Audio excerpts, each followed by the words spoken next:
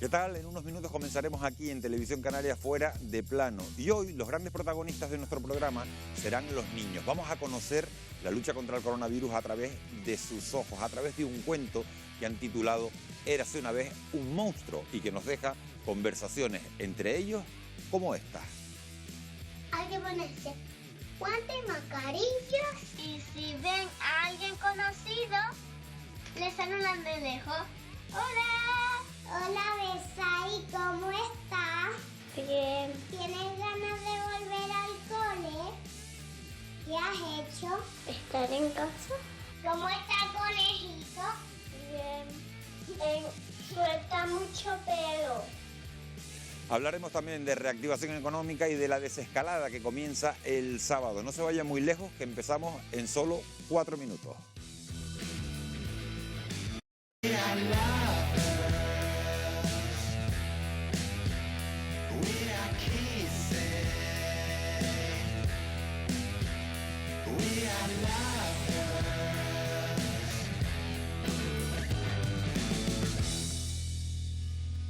¿Qué tal? Buenas noches. La desescalada ya es una realidad. Desde este próximo sábado los canarios podremos salir a dar pequeños paseos y hacer ejercicio. En El Hierro, La Gomera y La Graciosa el desconfinamiento se va a acelerar y desde el lunes algunos negocios y terrazas de estas islas podrán de nuevo abrir sus puertas. Los mayores seguimos así el camino que ya iniciaron los más pequeños el pasado fin de semana. Precisamente hoy les vamos a ofrecer un reportaje muy especial en el que los niños van a ser los grandes protagonistas y en el que nos van a contar qué ha supuesto para ellos esta crisis del coronavirus. Pero antes, como siempre, les vamos a presentar a nuestros invitados esta noche. Hoy nos acompañan Noemí Padrón, que es profesora de Economía Aplicada de la Universidad de La Laguna. Bienvenida, Noemí. También Basilio Valladares, que se está convirtiendo en un asiduo científico. Marta Jiménez, que es profesora de Sociología de la Universidad de La Laguna. Y un hombre que repite, que estuvo con nosotros la semana pasada, don Luis Ortigosa, presidente de la Asociación Canaria de Pediatría y miembro de la Junta Directiva de la Asociación Española de Pediatría. Muchísimas gracias a los cuatro por acompañarnos. Enseguida vamos a hablar, durante estas semanas hemos hablado muchísimo sobre cómo afecta el coronavirus a los menores, si era conveniente o no que salieran a la calle, pero hasta hoy, es verdad, es lo cierto, no les habíamos dado la palabra a ellos. ¿Están preparados ustedes para saber qué piensan los pequeños? ¿Se puede aprender algo de los niños? Le pregunto a los cuatro, Marta. Por supuesto, ¿no? Una cosa muy importante es que no hablan con doble lenguaje, ¿no? Dicen lo que aprenden y lo que quieren decir, ¿no?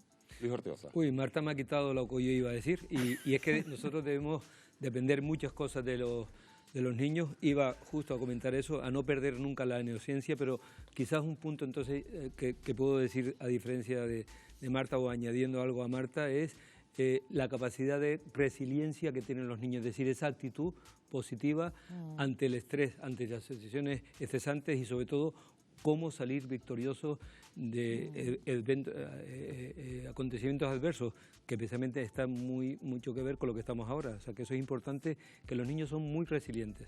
Ahora vamos a ver lo que dicen. Yo no sé si Noemí tiene hijos o no tiene hijos. Bueno, opino igual, en general, de los hijos, de los jóvenes y de los niños pequeños se puede aprender. Tengo una mayor de 20 años de la que he aprendido mucho en este último tiempo por quizás en otro sentido, ¿no? Por la capacidad de responsabilizarse, de tomar decisiones que protegían pues, a sus abuelos, pues se ha quedado en Alemania, no ha venido para acá, sigue el curso allí.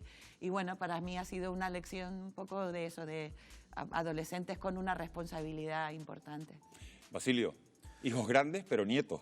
Nietos. ¿Aprende usted de sus nietos? Muchísimo. Tienen unas salidas espectaculares, te hacen unas preguntas que te dejan desconcertado y te hacen unos razonamientos que te parece mentira que una cosa tan chiquitita sea capaz de hacerte esos razonamientos en determinadas cosas. Y en esto del coronavirus, por supuesto.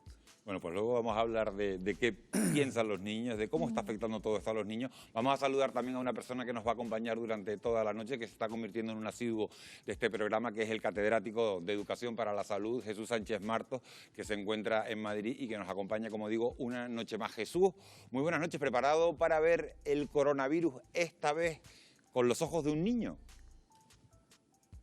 Hombre, buenas noches, Miguel Ángel. Permíteme que primero diga que tengo hijos mayores, pero tengo 2 nietos preciosos, de los cuales aprendo muchísimo, de todos los niños. Y quiero agradeceros a todos y felicitaros a todo el equipo, por el magnífico reportaje, magnífico documental que habéis preparado, que de verdad es un ejercicio de educación para la salud. Ya quisieran muchos haber hecho un documental tan bueno como este, y aquí me pillas, que si estoy preparado. Mira, me estaba leyendo un cuento yo, un cuento en el que, según lo abro, mira lo que pasa. Aparece el dragón, aparece el coronavirus. ¿Y cómo nos vamos a cargar al coronavirus? Pues mira, eso os lo va a decir a todos los niños con sus poderes mágicos. Vamos a aprender hoy mucho de ellos. Gracias, Jesús. A Jesús le hemos mandado el reportaje para que lo viera, evidentemente. Jesús ha visto el reportaje. Muchísimas gracias por esos halagos para los compañeros que han elaborado el reportaje. Lamentablemente, los adultos no vemos el mundo con los ojos de los niños. Ellos son los mejores aprendices, pero también pueden ser grandísimos maestros. Tienen la capacidad de contagiarnos su alegría e ilusión de vivir, y tenemos mucho que aprender de ellos, como van a poder comprobar a continuación. Esta noche son, como decimos, los grandes protagonistas. Que tiemble el coronavirus, porque los niños canarios han encontrado un plan para derrotarlo. En Fuera de Plano, érase una vez un monstruo.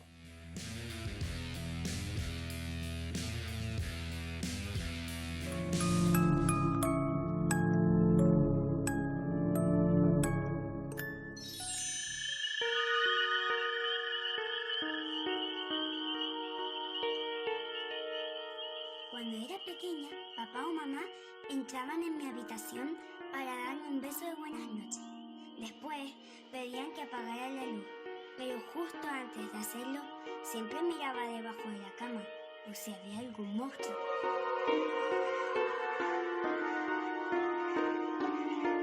Me daba un poco de miedo la oscuridad, aunque me cuesta reconocerlo. Y había días en los que tardaba mucho en quedarme dormida. Por la ventana entraba un poco de luz, se iluminaba la puerta de mi armario. Me quedaba vigilando por si algún monstruo le daba por esconderse dentro. Pero nunca venía y yo me fui haciendo mayor. Así que decidí que no tenía de qué preocuparme. Qué equivocada estaba. ¿Quién se iba a imaginar que el monstruo estaría en la calle y no en mi habitación?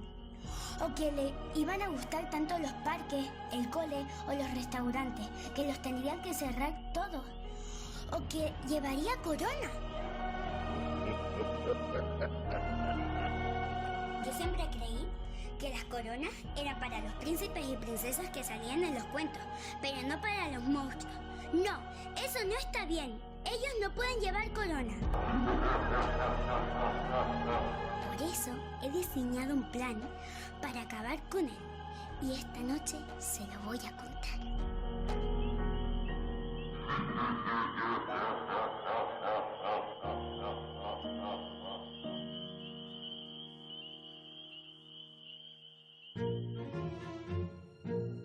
Para poder hacer un buen ataque, hay que conocer bien al enemigo. Así que he preguntado a algunos amigos a ver qué saben de él. Es un virus muy fuerte que le hace a la gente enfermar. Suele afectar más a las personas de mayor edad. Tiene corona porque es mortal. Es un bichito malo.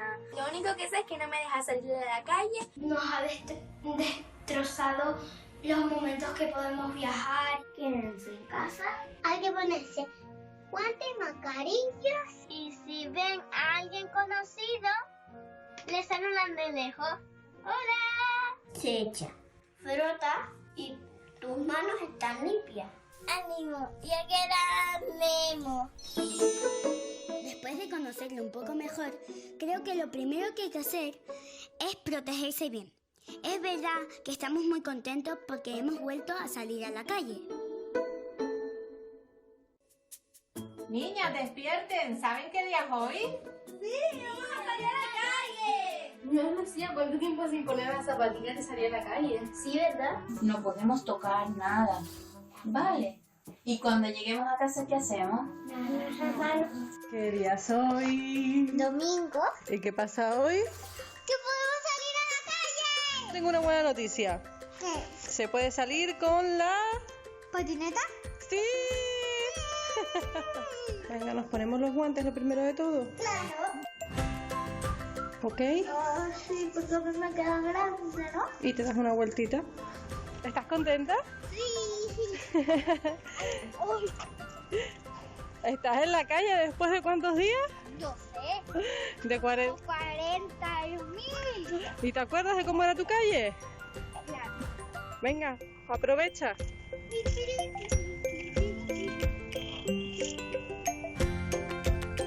Vayan a correr y a saltar y ahí por el puerto. Pero podemos estar todos en parque corriendo.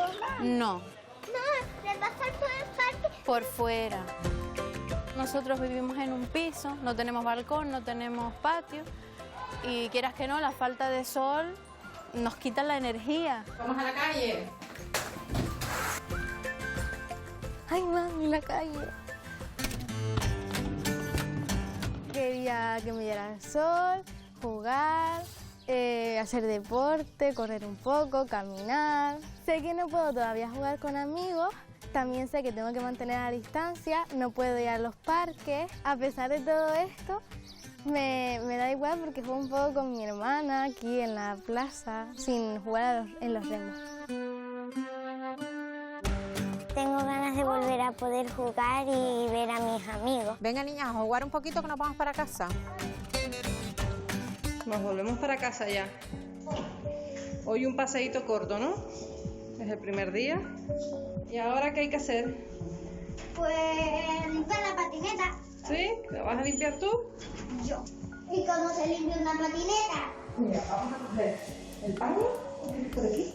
¿Aquí? Lo doblamos. ¿Sí? Echar un poco de spray, que es agua por lejía, ¿vale? Y le vamos pasando, ¿vale? A toda la patineta, por donde hemos podido pisar.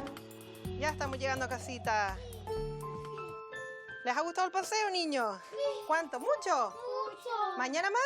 Sí. Venga, ¿En mañana. bicicleta? ¿En bicicleta? Vale. En moto. Uy, en moto, venga. En moto y en bici, ¡vamos! Por fin. ¡Bien! Venga, niña, que ya llegamos a casa. Niña, venimos de la calle a lavarse las manos. Venga, que tenemos que comer y van a comer verduritas con pescado, ¿vale? Bueno, vamos a comer pizza. No se puede comer pizza hoy porque hay que comer sano y como no estamos ni haciendo mucho deporte ni nada, hay que comer sano, ¿vale? Cariño, que nos vamos a la calle de paseíto, ¿eh? Yo puedes ir a correr. Ya podría ir a correr, como ay, que me viene bien, ¿eh? No te puedes acercar a nadie, te tienes que poner la mascarilla y solo puedes estar en la orilla. Vale, muy bien. Entonces voy a tener que tener un montón de cuidado con todas esas cosas para que no se te quede el bichito y no traerlo a casa, ¿no? Sí.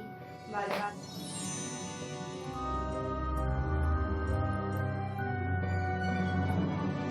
Pero igual que los caballeros usan sus armaduras para vencer a un dragón, los niños tenemos que utilizar las nuestras para luchar contra el bicho. Mamá ya está llegando.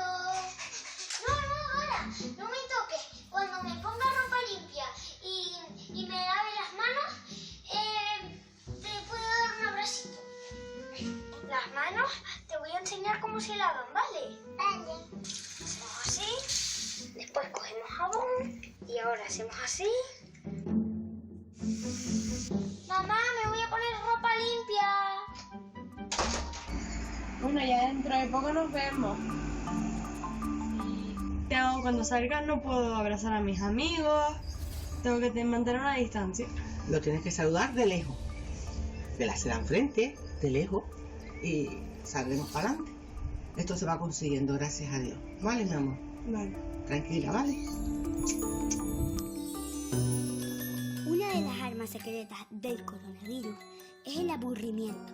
Por eso es súper importante saber cómo combatirlo. Aquí van algunos trucos. En casa me divierto mucho jugando con mis padres, haciendo videollamadas a mi familia, haciendo muchos retos. ¡Tengo mi mamá! ¡Bien! Nos divertimos mucho con los juegos de mesa. ¡Hala! ¡Uno polo! ¡Bien! En otros ratitos también me pongo a coser. Y esto es lo que yo le estoy haciendo a esta camisa. Por ahora le estoy haciendo una flechita. Y hacemos mucho deporte.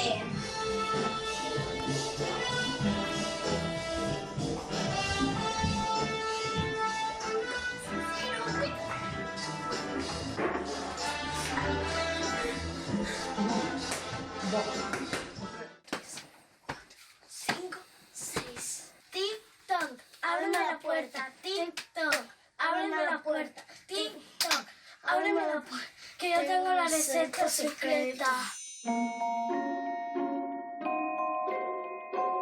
Pero no podemos estar todo el día jugando. Papá y mamá me dicen que al coronavirus se le gana estudiando. Nos toca a nosotros prepararnos para vencer a otros monstruos que puedan venir el día de mañana. ¿Tienes alguna duda en cuanto a alguna de las divisiones, el proceso? ¿Te quedó claro? Sí, me quedó claro. No tengo dudas con las divisiones ni nada. Te mando la tarea, ¿vale? Y estate atenta. Vale. Hola, buenos días, Estefanía. ¿Cómo va Ariadna? ¿Cómo la encuentras? Va muy bien, la verdad. A pesar de las dificultades, está consiguiendo llevar el ritmo y de momento no hay ningún problema, todo perfecto. Muchísimas gracias a ustedes. De nada. A ti. Vale. Pues nada, pues ahora le toca descansar un ratito y luego a las 11 pues me pondré con ella para ver los deberes que les he enviado, ¿vale? ¿Cómo te parece la teleformación? Bien, pero me gustaría más estar en clase con mis compañeros para poder hablar con ellos. La profesora en sí ya nos da el temario más... Es mejor tenerlo en clase porque nos pide ahí a la pizarra. La verdad es que una de las cosas que nunca imaginé es que podría echar de menos el cole y sobre todo a mis amigos. Pero tenemos un superpoder, la tecnología. Gracias a ella podemos estar cerca de los que están lejos, manteniendo a raya el virus. Hola, Besai, ¿cómo estás? Bien. ¿Tienes ganas de volver al cole?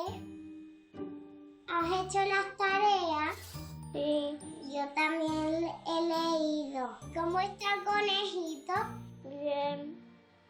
Suelta mucho pelo. ¿Tienes ganas de ver a todos los amigos? ¿Qué me dijiste? ¿Qué has hecho? ¿Estar en casa? ¿Te la has pasado bien con mami y con papi? Sí. Yo también. Hemos jugado mucho. Hay un antídoto con el que no contaba el monstruo. Se llama amor. No se puede destruir y no se puede confinar. Así que hay que utilizarlo mucho, sobre todo con quienes más lo necesiten. Papi, es hora de llamar a abuelo. Voy a coger el ordenador. Hola, abuelo. Hola, princesa, ¿cómo estás? Tenía muchas ganas de verte. ¿Qué has hecho hoy? He hecho un dibujo. ¿Tú qué has hecho? Pues nada, almorzar y descansar y esperar tu llamada como un loco. Estoy aburrida sin verlos, abuelo, porque no me voy con las bicis y todo eso. Claro, ya me acuerdo mucho de ti, reina. A ver si ya pasa pronto el dichoso confinamiento para poder jugar como siempre con la bici, jugar al escondite. Pues bueno. Te quiero. Yo también. Un beso grande. Adiós. Dios, qué bien que no hablé con el abuelo. ¿Te gustó hablar con él? Sí, le echaba mucho de menos. Para que tú veas lo importante que es el abuelo, la abuela, lo importante que son los abuelos. Son una de las cosas más importantes que hay en el mundo. Sí. Ay, escucha, ya es la hora de los aplausos. ¿Cómo lleva el confinamiento? Muy bien. Venga, me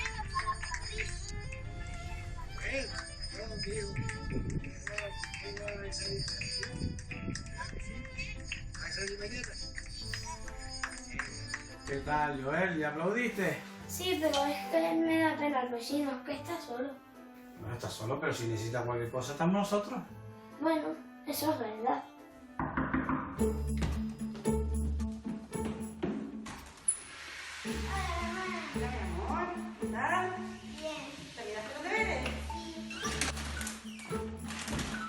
Un paquete de palomitas, pero no es para ti. Es que la vecina de al lado dio positivo en el COVID y está aislada, entonces no puede salir a hacer la compra. Y como tiene una niña de 4 añitos, me da un montón de cositas que no tiene culpa la pobre. Hay que ser solidarias ahora mismo con los vecinos y con todo el mundo cuando tiene algún problema, ¿vale? Ay, le hice la compra a los abuelos. Oh, mamá, echo mucho de menos a los abuelos.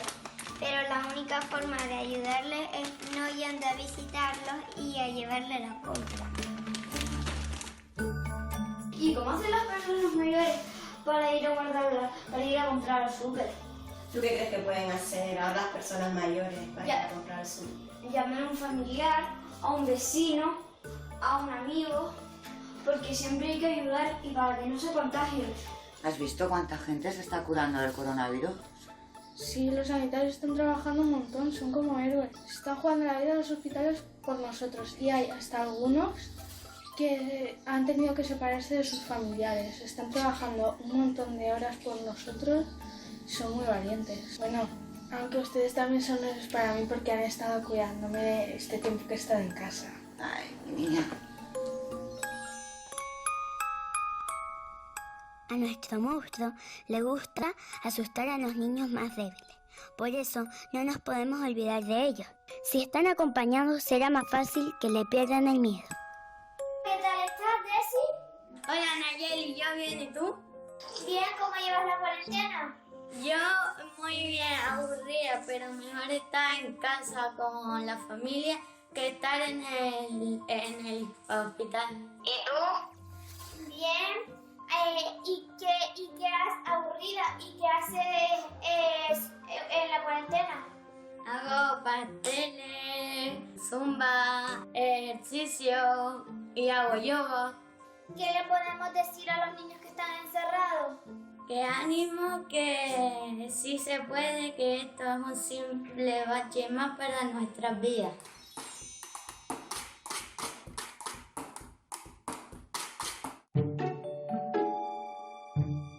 Cosas que más me gustan de estar en casa es que podemos pasar más tiempo con nuestros padres, pero hay que cumplir una regla, no distraerles mucho, porque ellos también trabajan para vencer al coronavirus.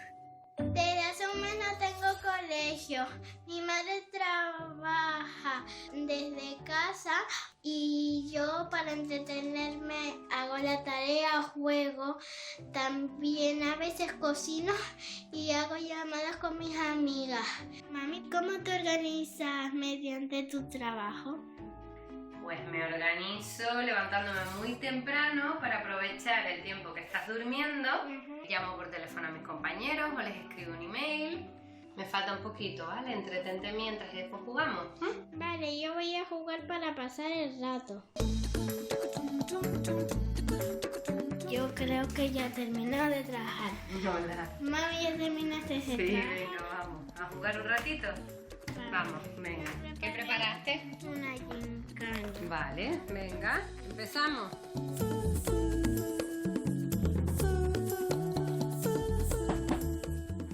Buenos días.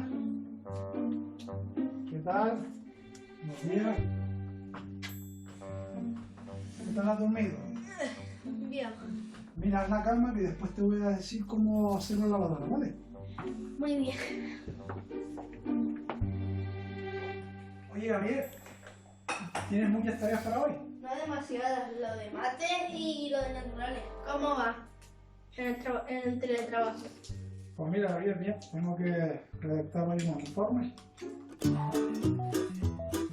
Es importante que los niños participen en las labores de mantenimiento de la casa, limpieza y demás labores que hemos realizado, porque así un poco uno se despeja de estar encerrado y de no poder salir y relacionarse, y otros pues se dan cuenta lo que es la vida, que hay que colaborar, hay que estar para poder hacer cosas en común. Pues yo sí lo haría después de la cuarentena, me gusta. No demasiado, pero me gusta hacerlo. Ayudar, es una forma de ayudar en casa.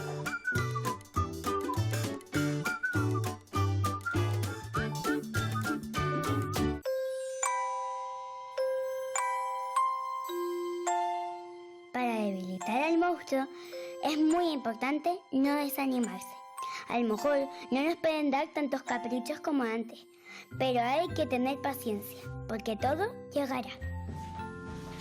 Hola, papi. Hola, Jordan. Papi, te escuché decir la palabra ERTE. ¿Qué significa? Pues un ERTE es una pausa en mi trabajo mientras la situación del coronavirus esté. ¿Te vas a quedar sin trabajo? No, solo es temporal. Cuando todo esto pase recuperaré mi puesto de trabajo. ¿Qué crees que va a pasar? Yo creo que todo va a volver a la normalidad, que va a ser un proceso un poquito lento. Espero recuperar mi puesto de trabajo, Lo único que nos vamos a tener que cuidar de las relaciones personales, como mantener la distancia, lavarnos las manos, para no caer otra vez en posibles infecciones o virus. Y como estamos en esta situación, no te voy a pedir que me compres ni juguetes, ni libros, ni nada. ¿Y sabes lo que aprendí a lo largo de esta cuarentena? ¿El qué? Que lo más importante es la salud y estar juntos con la familia. Estas vacaciones de verano, ¿qué vamos a hacer?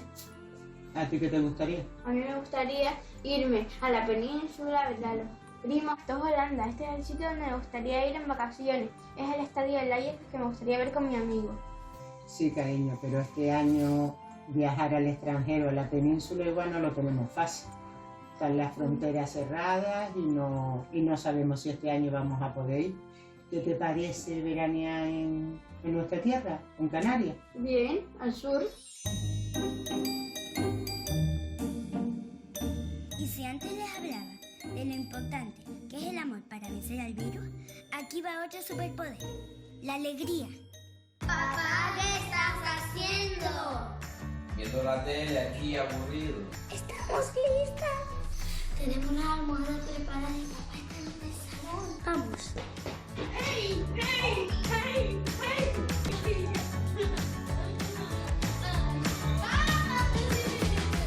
Yo hoy voy a hacer una pequeña bromita a mi abuela. Voy a disfrazar de fantasma.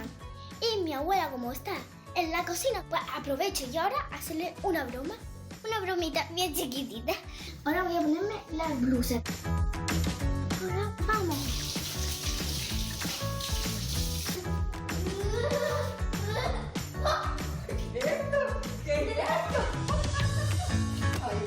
Hacemos un baile, mamá, porque como estos días ha estado estresada con esto del coronavirus, pues vamos a hacerle un baile para que se ponga más contenta. Mamá, vamos a hacerle un baile. Venga, a ver.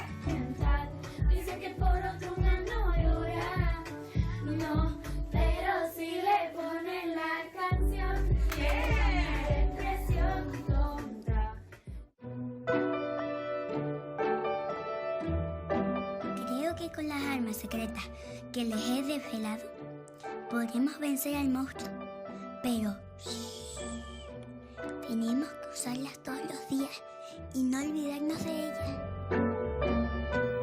Y una última cosa. En la vida, como en los cuentos, los buenos acaban ganando la partida. Y esta historia también terminará con un final feliz. Que canten los niños que viven en paz y aquellos que sufren dolor. Que canten por esos que no cantarán porque han apagado su voz. De los niños que hacen la voz, que hagan al mundo escuchar, que unan sus voces y llenen el sol. Niños de la verdad. Que canten los niños que hacen la voz, que hagan al mundo escuchar, que unan sus voces y lleguen al sol. En ellos está la verdad. Que canten los niños que viven en paz y aquellos que sufren dolor. Que canten por esos que no cantarán porque han apagado su voz.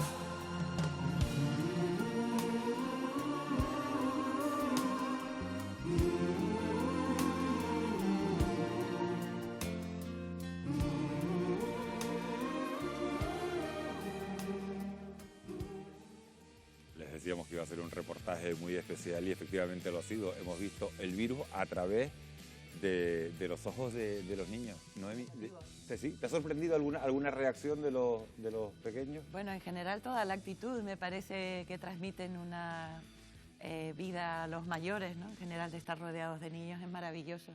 Y si encima los adultos acompañan, ¿no? con buenas estrategias y con valores positivos, pues es una estrategia ganadora, por supuesto.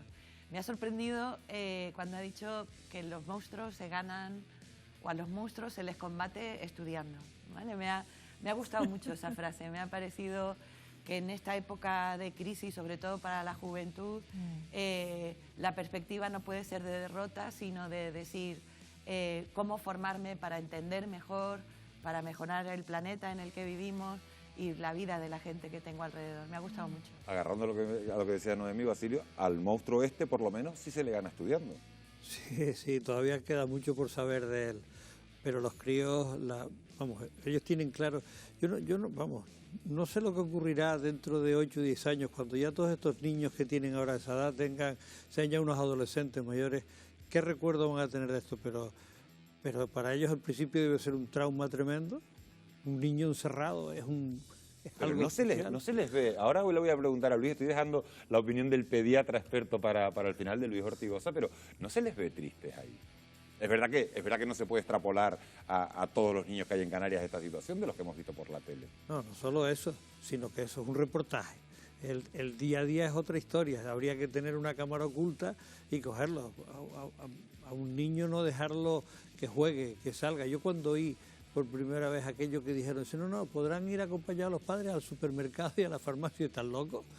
Un niño en un supermercado se tiene que mover porque si no el niño está enfermo. Hay un dato, Marta, del que acaba de hacer alusión Basilio, y hay un estudio de una prestigiosa universidad china que dice que al menos el 20% de los niños que estuvieron en temas de confinamiento o encerrados durante la pandemia en China, tuvo síntomas de depresión. ¿Qué efectos crees que puede tener este encierro en la salud mental de los pequeños?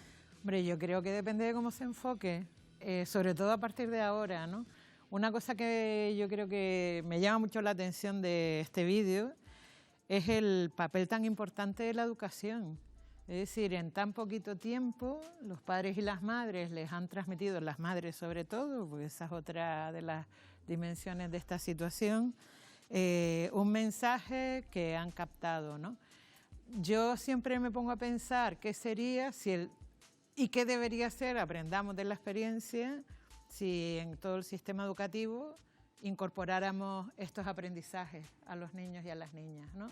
Es decir, aprovechar esta experiencia que les ha marcado para integrarlo dentro de su proceso formativo a partir de ahora, pues yo creo que reduciría bastante depresión y aspectos negativos, porque sería convertirlo en una situación con la que vamos a convivir mucho tiempo, ¿no? Luis Ortigosa, presidente de la Sociedad Canaria de Pediatría.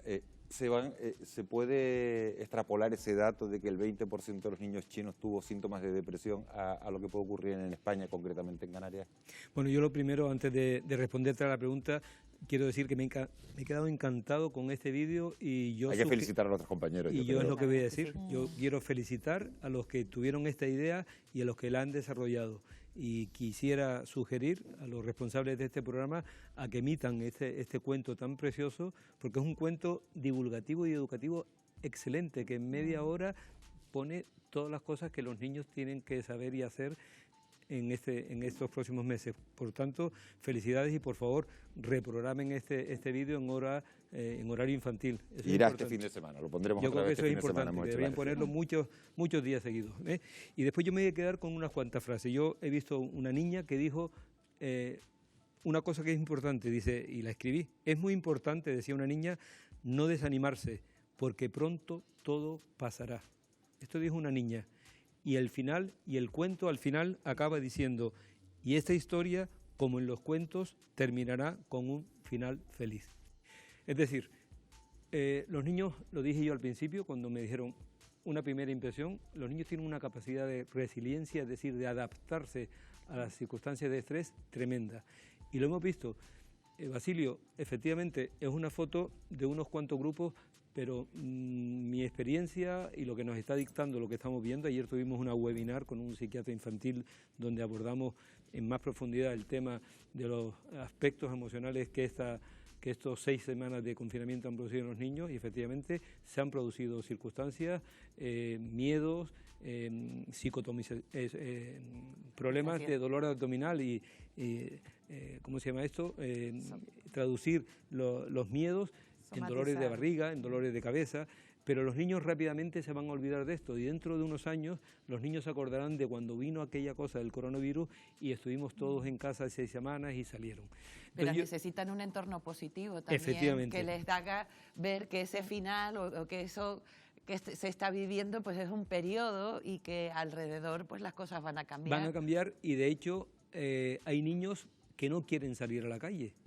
Están oyendo tantas cosas de un virus que hay ahí. Pero ¿y son muchos, Luis? No sabemos porque no los hemos podido contabilizar. Pero en Niños líneas... y adultos. No, y adultos, Y evidentemente. adultos también, ¿vale? Hay Yo creo gente que es una cosa que natural. tiene miedo a salir a la calle y efectivamente es bueno, en el adulto es bueno tener ese miedo a la enfermedad, porque la enfermedad es seria y no ha desaparecido. Esta etapa que vamos a tener ahora, que creo que después vamos a ir hablando de cómo se va a ir saliendo en estas próximas semanas, significa que la cosa no está controlada, se está controlando. Y a los niños hay que darles libertad, a los niños hay que dejarles que respiren espacios y por tanto es muy importante que los niños salgan con total seguridad a la calle. Y son los padres los responsables, la otra vez lo dijimos, de que esta salida programada hacia la calle de sus hijos y de ellos sea totalmente segura para que nadie se enferme. De los padres quiero hablar, Luis, porque con los datos que manejamos a fecha de hoy hay una noticia de los últimos días que es importante y que yo creo que conviene aclarar desde una entrada. ¿Podemos descartar que el shock pediátrico que ha afectado a un reducido número de niños y que ha creado una gran alarma tenga relación con el coronavirus? No, lo que has dicho es que se ha generado una alarma social infundada ayer porque sale una noticia del Reino Unido de que hay un grupo de niños que tienen lo que se llama un shock tóxico, es decir, un cuadro catastrófico con fiebre, erupciones cutáneas, procedimiento faríngeo y que muchos pueden tener una afectación grave y les han llamado shock tóxico. Y eso no es otra cosa que lo que nosotros conocemos, en principio, tendremos que ver ahora hasta que acabe todo este cuadro en unos cuantos meses, lo que nosotros conocemos como un síndrome de Kawasaki, que tiene un nombre de un japonés, porque fue el señor que describió esta enfermedad, y es una enfermedad que se caracteriza precisamente por esos síntomas: fiebre, dolor de barriga, erupción cutánea, miocarditis, muchas veces hay una afectación cardíaca en estos niños, con lo cual es un cuadro importante. ¿Y por qué se produce un síndrome de Kawasaki? Pues sabemos que en personas primero susceptibles, es decir, no todo el mundo puede tener, como muchísimas enfermedades, la enfermedad, sino que tienen que tener una capacidad genética para poder desarrollarla, tener que ver con su sistema inmune y tiene que haber algún factor disparador que dispare, y generalmente son infecciones de origen vírico. Por tanto, todos los Kawasaki que estamos viendo pre-coronavirus no eran por coronavirus, no existía entonces, parece ser, ¿no? Y ahora hay algunos niños que están desarrollando síndrome de Kawasaki y escuchen una cosa, tenemos en España unos 10, 12, 14 niños con estos cuadros, algunos de ellos no tienen coronavirus positivo, es decir, se han testado y otros lo tienen porque estamos en tiempo de coronavirus, con lo cual, por favor, no generemos una alarma más. Vamos a repetir lo que hemos dicho muchas veces, los niños son los que afortunadamente en esta gran epidemia se están afectando con menor morbilidad, es decir, con menos efectos graves. Son los niños que se enferman igual que los adultos, pero muchos de ellos de una forma casi sin síntomas, con un proceso catarral, o se enferman sin síntomas. Muchas gracias, Luis, por aclararnos ese extremo, porque yo creo que era importante, porque se está hablando mucho en la calle de eso. Vamos, si les parece, con los últimos datos que nos trae nuestra compañera Wendy Fuentes. Les voy a dar las últimas cifras que manejamos. Canarias tiene hoy 2.200 casos de contagios acumulados, 136 personas que lamentablemente han perdido la vida y 1.153 casos de personas recuperadas, aunque lo que destaca es el bajo número de nuevos positivos de los últimos días. Con estos datos se inicia en nuestro archipiélago la desescalada, y para conocer lo que está por llegar, Wendy, te damos la palabra a ti porque tú tienes esa radiografía completa que nos puede ayudar a situarnos en Como sabes, contexto. cada jueves me toca a mí esa radiografía, esos datos. Muy buenas noches a todos, buenas noches, Miguel Ángel. Ese plan para la transición hacia una nueva realidad contempla una desescalada por fases. Desde este sábado, los adultos podrán salir a pasear y hacer deporte por franjas horarias. Podremos caminar con otra persona que viva dentro de nuestro domicilio y a 1 kilómetro de distancia. Los adultos podrán salir de 6 a 10 de la mañana y de 8 a 11 de la noche. Los ancianos y dependientes lo harán de 10 a 12 y de 7 a 8 de la tarde, mientras que los menores saldrán entre las 12 del mediodía y las 7 de la tarde. Se podrá realizar ejercicio de forma individual en la misma franja en la que pueden salir los adultos y en el límite de nuestro municipio. Ya el lunes comenzará la fase 0. Se contempla la apertura de pequeños locales con cita previa para la atención individual de clientes, como es el caso de las peluquerías o la recogida de comida en restaurantes. Pero estas normas no serán las mismas para todos, porque ese día, el 4 de mayo, las islas de La Graciosa, El Hierro y La Gomera se adelantarán a la fase 1. El paso de una fase a otra variará en función de distintos marcadores, como por ejemplo la capacidad asistencial de cada comunidad, las camas UCI disponibles o la evolución de los contagios en cada provincia o isla. Si todo va bien, para el resto de las islas la fase 1 podría llegar el 11 de mayo. Se permitirán las reuniones en casa, pero está por determinar en qué condiciones. También reabrirá el pequeño comercio, aunque con medidas que garanticen una estricta seguridad. En restauración se permitirá la apertura de terrazas al 30% de su capacidad. También podrán abrir los hoteles excluyendo las zonas comunes. Los lugares de culto funcionarán al 30% de su capacidad y los velatorios estarán permitidos para un número limitado de familiares.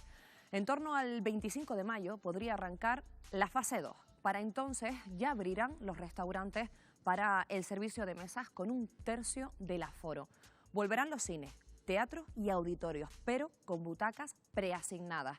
Estará permitido viajar a segundas residencias, aunque solo si están en la misma isla, y podrán celebrarse bodas para un número limitado de asistentes. La fase 3 llegaría, si todo continúa bajo control, sobre el 8 de junio. En restauración se permitirá un mayor aforo, pero con estricta separación entre el público. Se ampliará la ocupación de espacios como el comercio, por ejemplo, hasta un 50% de su capacidad. Discotecas y bares nocturnos ya podrán abrir con un aforo máximo de 1/3 del habitual. Abrirán las playas en condiciones de seguridad y distanciamiento. Y viajar entre islas o entre provincias tendrá que esperar a finales de junio. Hasta aquí lo que sabemos, pero quedan por aclarar varios temas importantes.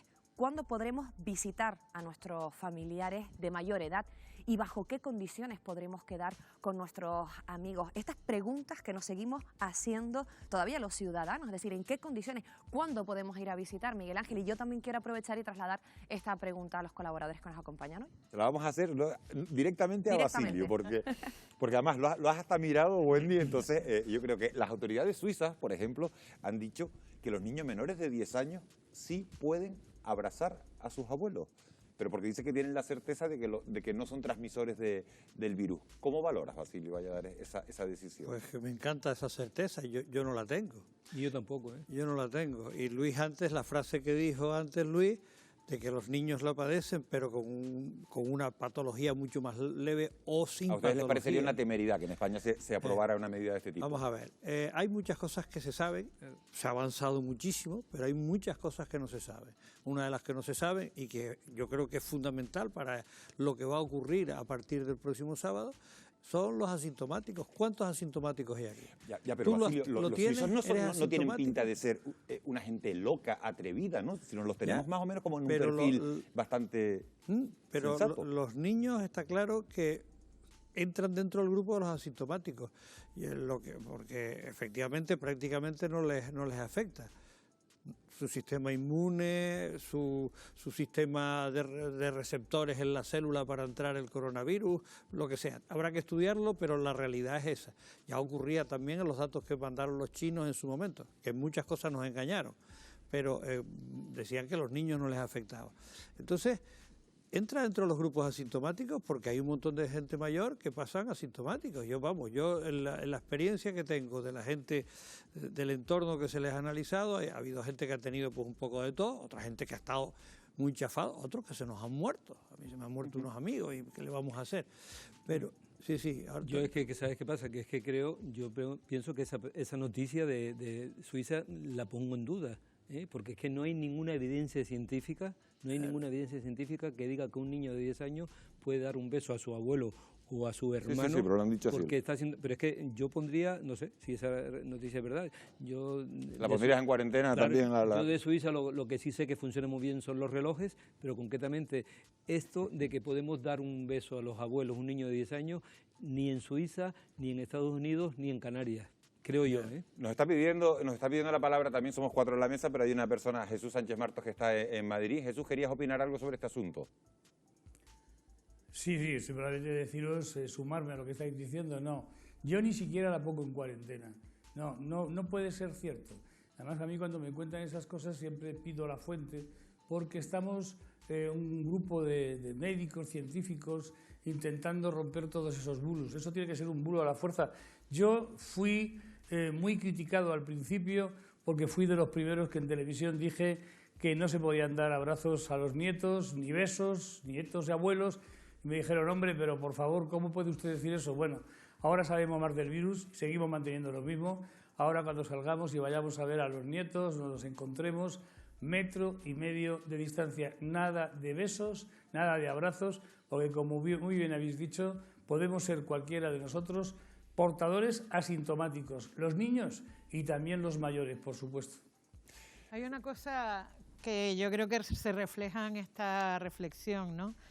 Una de las cosas que tenemos que aprender o que estamos aprendiendo en esta experiencia, dramática pero experiencia, primero, el reconocimiento de que la ciencia avanza pero tiene límites, y a mí me encanta que los científicos reconozcamos hasta dónde llegamos, lo que sabemos y hasta dónde no, y que la ciencia sea, lo que sabe la ciencia sea el fundamento de las decisiones que se toman para el conjunto de la vida social, ¿no?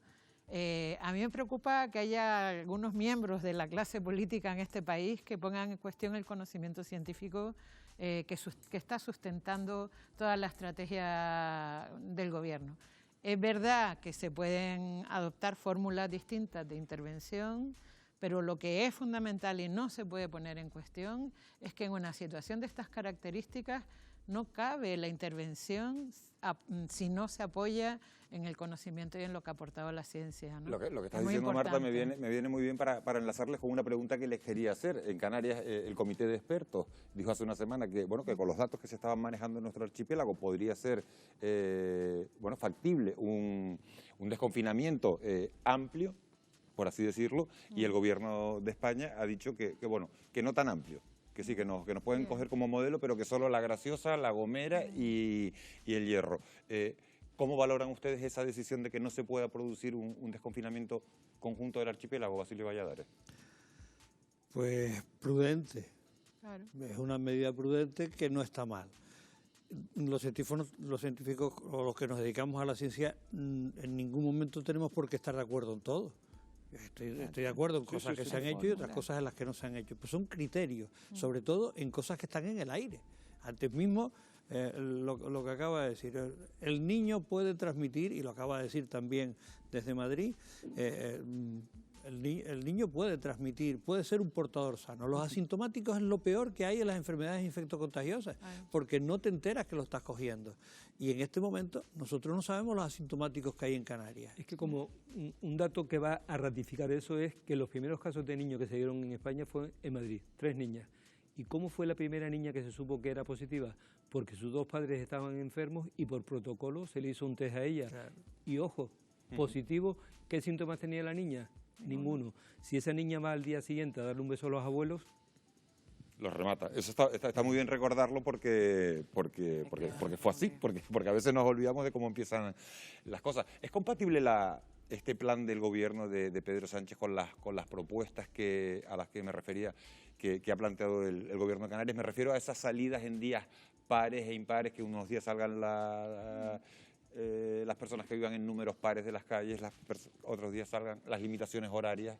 Yo creo que cogieron cosas de unos y de otros. Los horarios, por ejemplo, son los que más o menos puso el gobierno de Canarias como planteamiento. Los mayores de 70 años al mediodía, los niños la tarde, y la gente a hacer ejercicio. El gobierno de Canarias era más... ponían un tramo por la mañana y otro por la tarde, ¿no? O sea que yo sí tengo la impresión de que las propuestas se han estudiado y efectivamente se han cogido de un sitio unas cosas y de otro. Hay fórmulas distintas. Está claro que cuando entramos en el qué hacer, los seres humanos somos capaces de pensar formas distintas de hacer las cosas, ¿no? Bueno, lo que hay que hacer Pero es tener confianza no hay y, por choque, supuesto, sí. cumplir cada uno su parte, porque no hay desescalada posible, ni metodología, ni fases, ni horarios, ni si las personas incumplimos esas normas tan elementales de distanciamiento, o decimos, bueno, no pasa nada, yo bajo con los niños o hago esto, los llevo a los abuelos. Es decir, si esa laxitud la empezamos un poco a aplicar y a generalizar, pues efectivamente no hay plan ni suizo ni canario, ¿vale?, que pueda con esta pandemia. Yo creo que en este sentido sí me gustaría decir que sea cual sea el plan, confiemos un poco en las normas y pensemos que se nos va la vida en ello. O sea, esto no es un juego, no es no son las fases de la liga, no son los encuentros en la tercera fase. O sea, se nos va la vida en esto que estamos haciendo. Y da igual el horario, uno u otro. Lo importante es que tratemos de respetar ese horario, en este caso, ¿de acuerdo? Y, por supuesto, las normas de distanciamiento. Apoyando lo que dice Noemí, es que el grupo de Canarias, el grupo técnico, se curró mucho el documento, y yo creo que fue un documento sólido, elaborado y concienzudo. Muy bien elaborado, y que ha servido en parte en base a que el Gobierno de España también tome este tipo de cosas. Y decir que, como ya hemos dicho muchas veces, en esta pandemia estamos aprendiendo día a día, y lo que hoy son certezas, mañana dejan de serlo. Dejan de serlo. Con lo cual tenemos que seguir teniendo este día, y tú has dicho fundamentalmente lo que hay que decir. Es decir, tenemos que, y Marta, tenemos que basarnos en la evidencia científica y hacer caso de lo que las autoridades sanitarias, que se están basando en el argumento científico, nos vayan diciendo día a día. Pues vamos a ver, porque lo que sí es cierto, Jesús ha pedido la palabra también desde Madrid, y Jesús, y aprovecho para decirte que lo que sí es cierto es que el sábado sí o sí vamos a poder salir a la calle, y va a ser el momento de tener que extremar las precauciones. Precauciones, por ejemplo, y me gustaría trasladártelo. ¿Cuándo y cómo utilizar las mascarillas? ¿Debemos o no debemos ponernos guantes? ¿Es útil utilizar ese gel hidroalcohólico? Bueno, me lo pones muy difícil, Miguel Ángel, en tan poquito tiempo, tantas cosas. Primero, empezar a decir que el Gobierno, yo estoy seguro que ha escuchado el plan del Gobierno de Canarias, estoy seguro. Además, si recordamos lo que decíamos la semana pasada, dijimos que empezarían por las islas, han empezado por las islas. Hombre, en vez de sacar una matrícula de honor, hemos sacado un notable, pero La Gomera, La Graciosa, El Hierro, junto con Formentera, pues ya nos llevan un poquito de adelanto. Pero lo importante, de verdad, no es llegar primero, lo importante es llegar todos, y yo creo que eso lo vamos a conseguir. Es muy difícil hacer un plan que le guste a todo el mundo, aunque a mí me hubiera gustado más que hubieran dado más protagonismo a las comunidades autónomas y luego pues a los municipios, a los ayuntamientos, a las islas, porque es verdad que una vez dicho lo que ha dicho el ministro, pues en fin, al final cada ayuntamiento, cada comunidad es quien conoce mejor a su población. De todos modos, como dices, el sábado saldremos. Digo por fin, porque el presidente dijo el sábado pasado que íbamos a salir, luego se puso el plan de escalada y se puso para el día 4 y finalmente hoy ya el ministro ha dicho que sí, que podremos salir a hacer deporte de forma individual, y todos los demás, bueno, solamente una crítica, habrá más, pero una que me ha llamado mucho la atención. Si tienes 70 años y vives cerca de tus nietos, que eso es muy probable, en las islas donde estáis vosotros o en cualquier otro municipio, paseáis y os veis, pues no podéis salir juntos, no os podéis ver, porque a los de 70 años les han colocado en el mismo grupo de las personas dependientes. No sé, el ministro y el Gobierno deben de saber que hay mucha gente, muchas personas con 70 y con 75 años que desde luego no son dependientes. Pero en fin, solamente aclararos, por contestar a tus preguntas rápidamente, que veis que llevo guantes, ahora te diré por qué, pero la pregunta que se va a hacer ahora a todo el mundo, y los niños no lo pueden hacer también, es ¿cómo podemos pasar de una fase a la otra? ¿Qué va a pasar? Bueno, lo habéis dicho en vuestro informe muy bien. Dependerá de los indicadores epidemiológicos, de eso que ya se ha hecho famoso en todos. Ahora ya todo el mundo sabe lo que es la PCR, los test rápidos, la IgM, la IgG, en definitiva. Con la PCR saber si tienes la enfermedad, con el otro saber si la has pasado, tienes anticuerpos, que es el estudio de seroprevalencia que se está haciendo en toda España. Va a depender de esto, es decir, de que se hagan muchos más test por parte de todas las comunidades. Después, los criterios e indicadores sanitarios. Claro, Por supuesto, vamos a valorar los nuevos casos, pero nuevos casos que ingresan en el hospital, dentro del hospital las camas de UCI, como os han dicho, y los que están en domicilio. Es decir, la atención primaria cobra un papel fundamental. Los hospitales, los centros geriátricos, es decir, las residencias geriátricas y la atención primaria. Se va a valorar el número de fallecidos y el número de altas y de curados, claro que sí, si todo esto funciona. Bien, todo esto funciona ¿por qué? Porque depende de los científicos, depende del gobierno, como se ha dicho, pero es que ahora ya en la fase que estamos depende también de esto fundamentalmente, de que cumplamos nosotros, todos, las normas de protección y que no pase lo del domingo pasado, que yo estoy seguro que ha sido una excepción. Bueno, pues contestando a tus preguntas y muy rápido, la distancia física. ¿Qué tenemos que hacer para prevenir el contagio? Distancia física de 1 metro y 2 metros. A ver, yo me he cogido aquí 1 metro porque esto está muy bien para jugar con los niños, ¿eh? Les enseñamos a los niños, incluso en la calle. Yo estoy ahora mismo a 1,60 m de mi compañero Pepe, que está grabándome, y entonces, bueno, pues yo aquí no tengo por qué llevar mascarilla porque estoy a una distancia prudencial, una distancia que científicamente se ha demostrado. Pues podemos jugar con el metro con los niños, ya que estamos dedicando hoy el programa a los niños. Higiene de las manos. Hay que lavarse las manos con agua, con jabón, 30 segundos, ya lo hemos explicado. Además, hemos visto en el documental cómo los niños lo saben hacer incluso mejor que nosotros. Los guantes. Bueno, pues yo me he puesto guantes para explicaros por qué yo no estoy a favor de los guantes y porque creo que puede ser un vehículo del virus. Mirad, imaginaros, yo estoy cogiendo esta carpeta con una tiza roja y estoy pintándola. Bueno, pues ahora veis, esto rojo, esto lo hago yo también, lo he hecho con muchos niños y lo entienden muy bien, esto rojo sería el virus. Bueno, yo llevo mis guantes, creo que estoy protegido, lo que estoy haciendo es tocar esta superficie y no sé si se verá bien en este primer plano, pero el virus me lo he llevado en los guantes. Ese virus está en los guantes. Además, ahora me suena el teléfono, cojo el teléfono y está en la pantalla del teléfono están también el rojo de la tiza. Y además le paso el teléfono a Pepe porque le están llamando. Por tanto, los guantes, por llevar los guantes y tocar superficies con virus, puedo estar contagiando a otras personas. Y quitárselos, claro, si los vamos a utilizar hay que saber quitárselos. Hay que quitarlos con un pellizco en el medio para intentar sacar la mano sin tocar para nada. Y una vez que yo estoy sacando este guante, ya tengo esta mano limpia, engancho este guante con la otra, meto la mano por dentro, lo saco y ahora los tengo aquí juntos los dos y los desecho en una bolsita de plástico. Bueno, pues yo creo que esto hay que enseñárselo a los niños, la higiene diaria, la ventilación, el hogar, en fin, el lugar de trabajo ya lo hemos explicado, y las mascarillas. Bueno, las mascarillas es muy importante también saber cómo ponérselas. Hay que saber que la mascarilla esta, que es la mascarilla quirúrgica, que sirve para que yo no contagie, no para que no me contagien.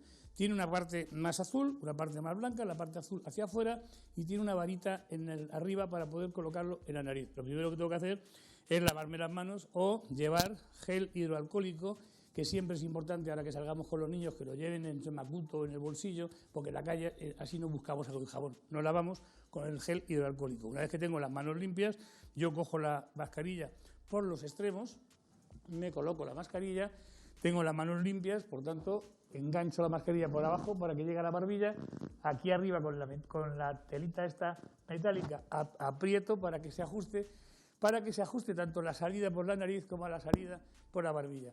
Ya he terminado, antes de quitármela por no tocarme la mascarilla, me lavo otra vez las manos, me las limpio con gel hidroalcohólico y una vez que están limpias las manos, vuelvo a decir que en la calle no voy a buscar agua y jabón, llevo el gel, me las quito por detrás y la mascarilla la desecho con los guantes. Yo creo que esto es lo más importante, sobre todo subrayar que la mascarilla es para no contagiar, es para los lugares cerrados y para el transporte público, que no solamente es el metro, que también es la guagua y que por tanto en cualquier transporte público deberíamos de llevar la mascarilla, pero por un ejercicio de solidaridad.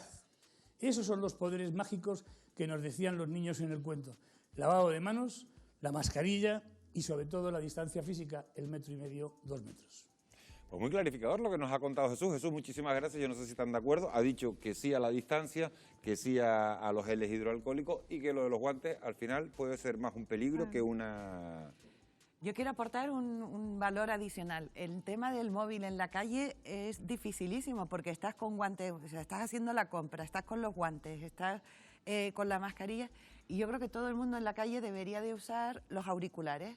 Es decir, para poder usar el móvil y no llevarlo a la cara y tener contacto, pues tener unos de estos inalámbricos. Es una muy buena idea, Noemí. Pero siempre en la calle con el para no tocar el móvil. Ahora que nombras el móvil y la calle, uno cuando sale de casa a veces da la vuelta y vuelve si se te ha olvidado el móvil. Yo esta mañana di la vuelta no porque se me hubiera olvidado el móvil, sino porque se me había olvidado la mascarilla.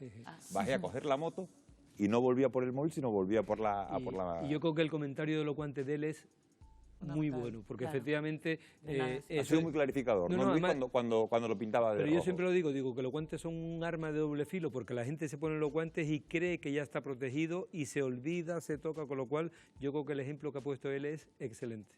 Estaría muy bien que las autoridades hicieran más pedagogía con todo esto. Yo sé que en la tele lo decimos mucho, lo dicen mucho, pero yo pondría cartelería por todos lados. Es decir, porque la gente se olvida.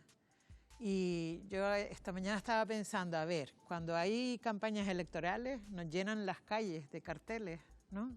Por algo será que debe funcionar eso como una buena estrategia de comunicación y de influir en la gente, ¿no? Y yo creo que, bien, hasta ahora hemos estado confinados, la tele ha sido el instrumento fundamental de educación en estos temas, pero ahora falta la calle. Y en la calle tiene que estar este mensaje, en todas las esquinas, creo, de verdad.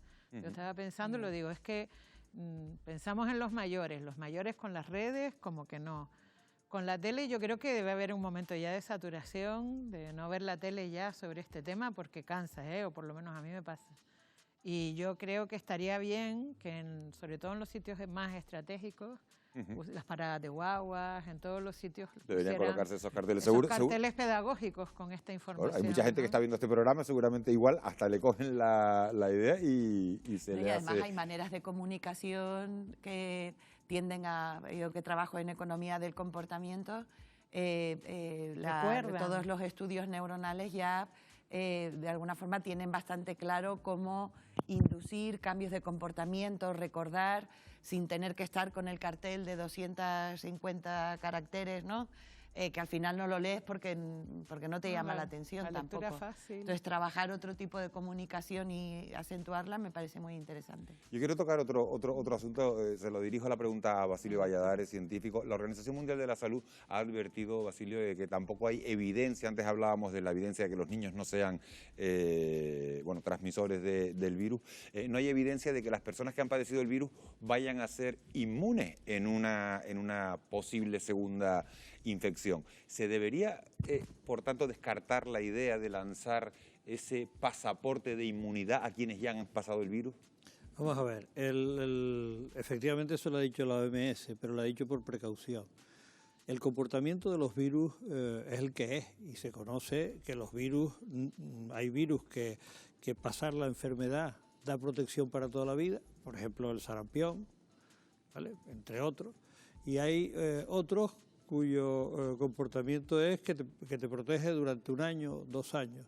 Yo recuerdo que la primera vez que salí yo a mis historias de meterme en la selva con las cosas de las enfermedades tropicales, me exigieron la vacunación frente a la fiebre amarilla y me dijeron, en 10 años hay que ponerte el recuerdo.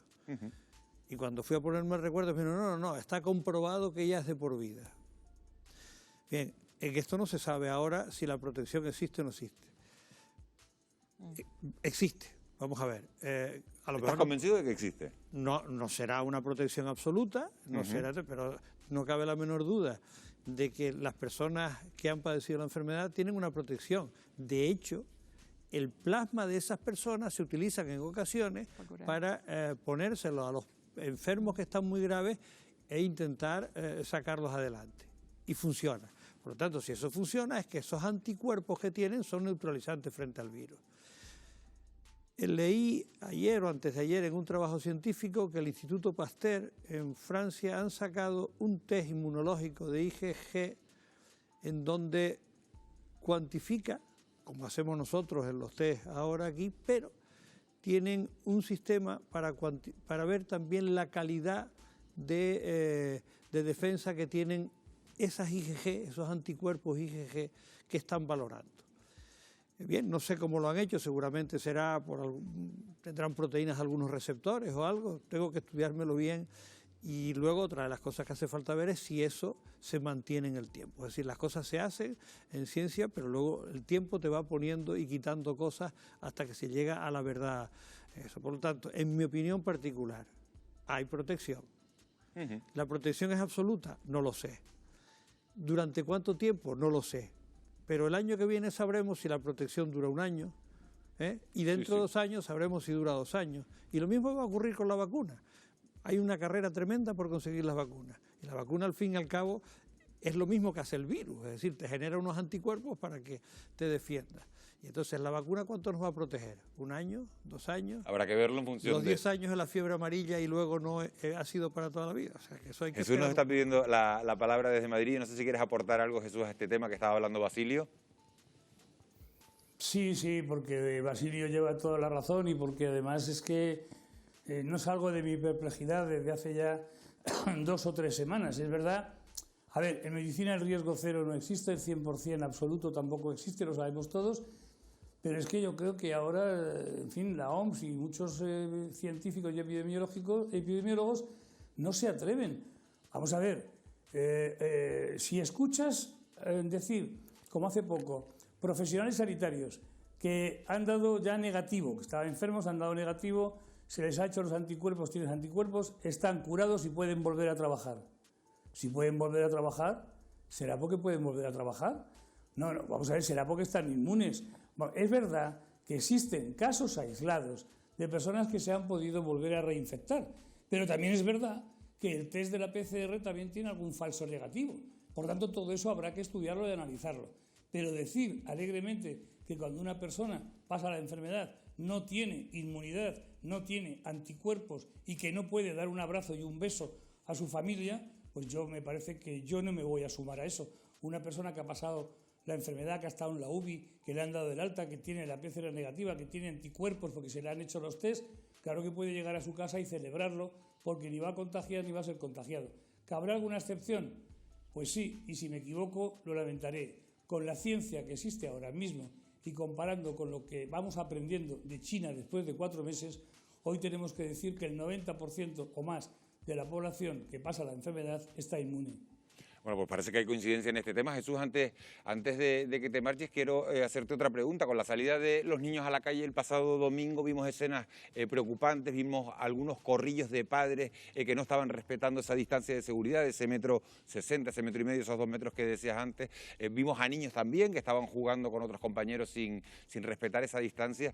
¿Esperas que a partir de este próximo sábado la sociedad sea responsable a la hora de salir a pasear o de hacer ejercicio, o puede peligrar, visto lo que hemos visto, todo lo que hemos avanzado hasta ahora? Mira, Miguel Ángel, yo voy a seguir apostando antes de que pasen las cosas. Es muy fácil acertar las quinielas cuando se han jugado los partidos. Yo, antes de que pasara lo del domingo, dije, además aquí en vuestro programa, que confiaba en los papás, en los niños, y evidentemente así ha sido, porque las noticias de los medios de comunicación han sido quien no ha cumplido. Pero el 97 o el 98% de padres y niños han cumplido.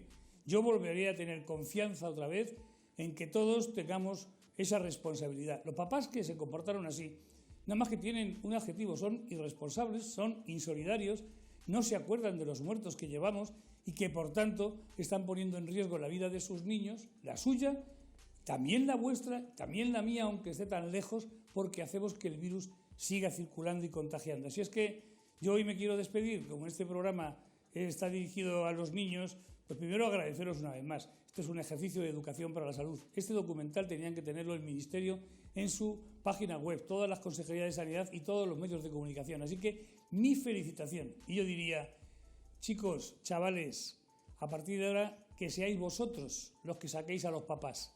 Como los papás que no han sido responsables, pues ahora vosotros enseñáis a los papás todo lo que habéis aprendido y que se ha dicho en este cuento.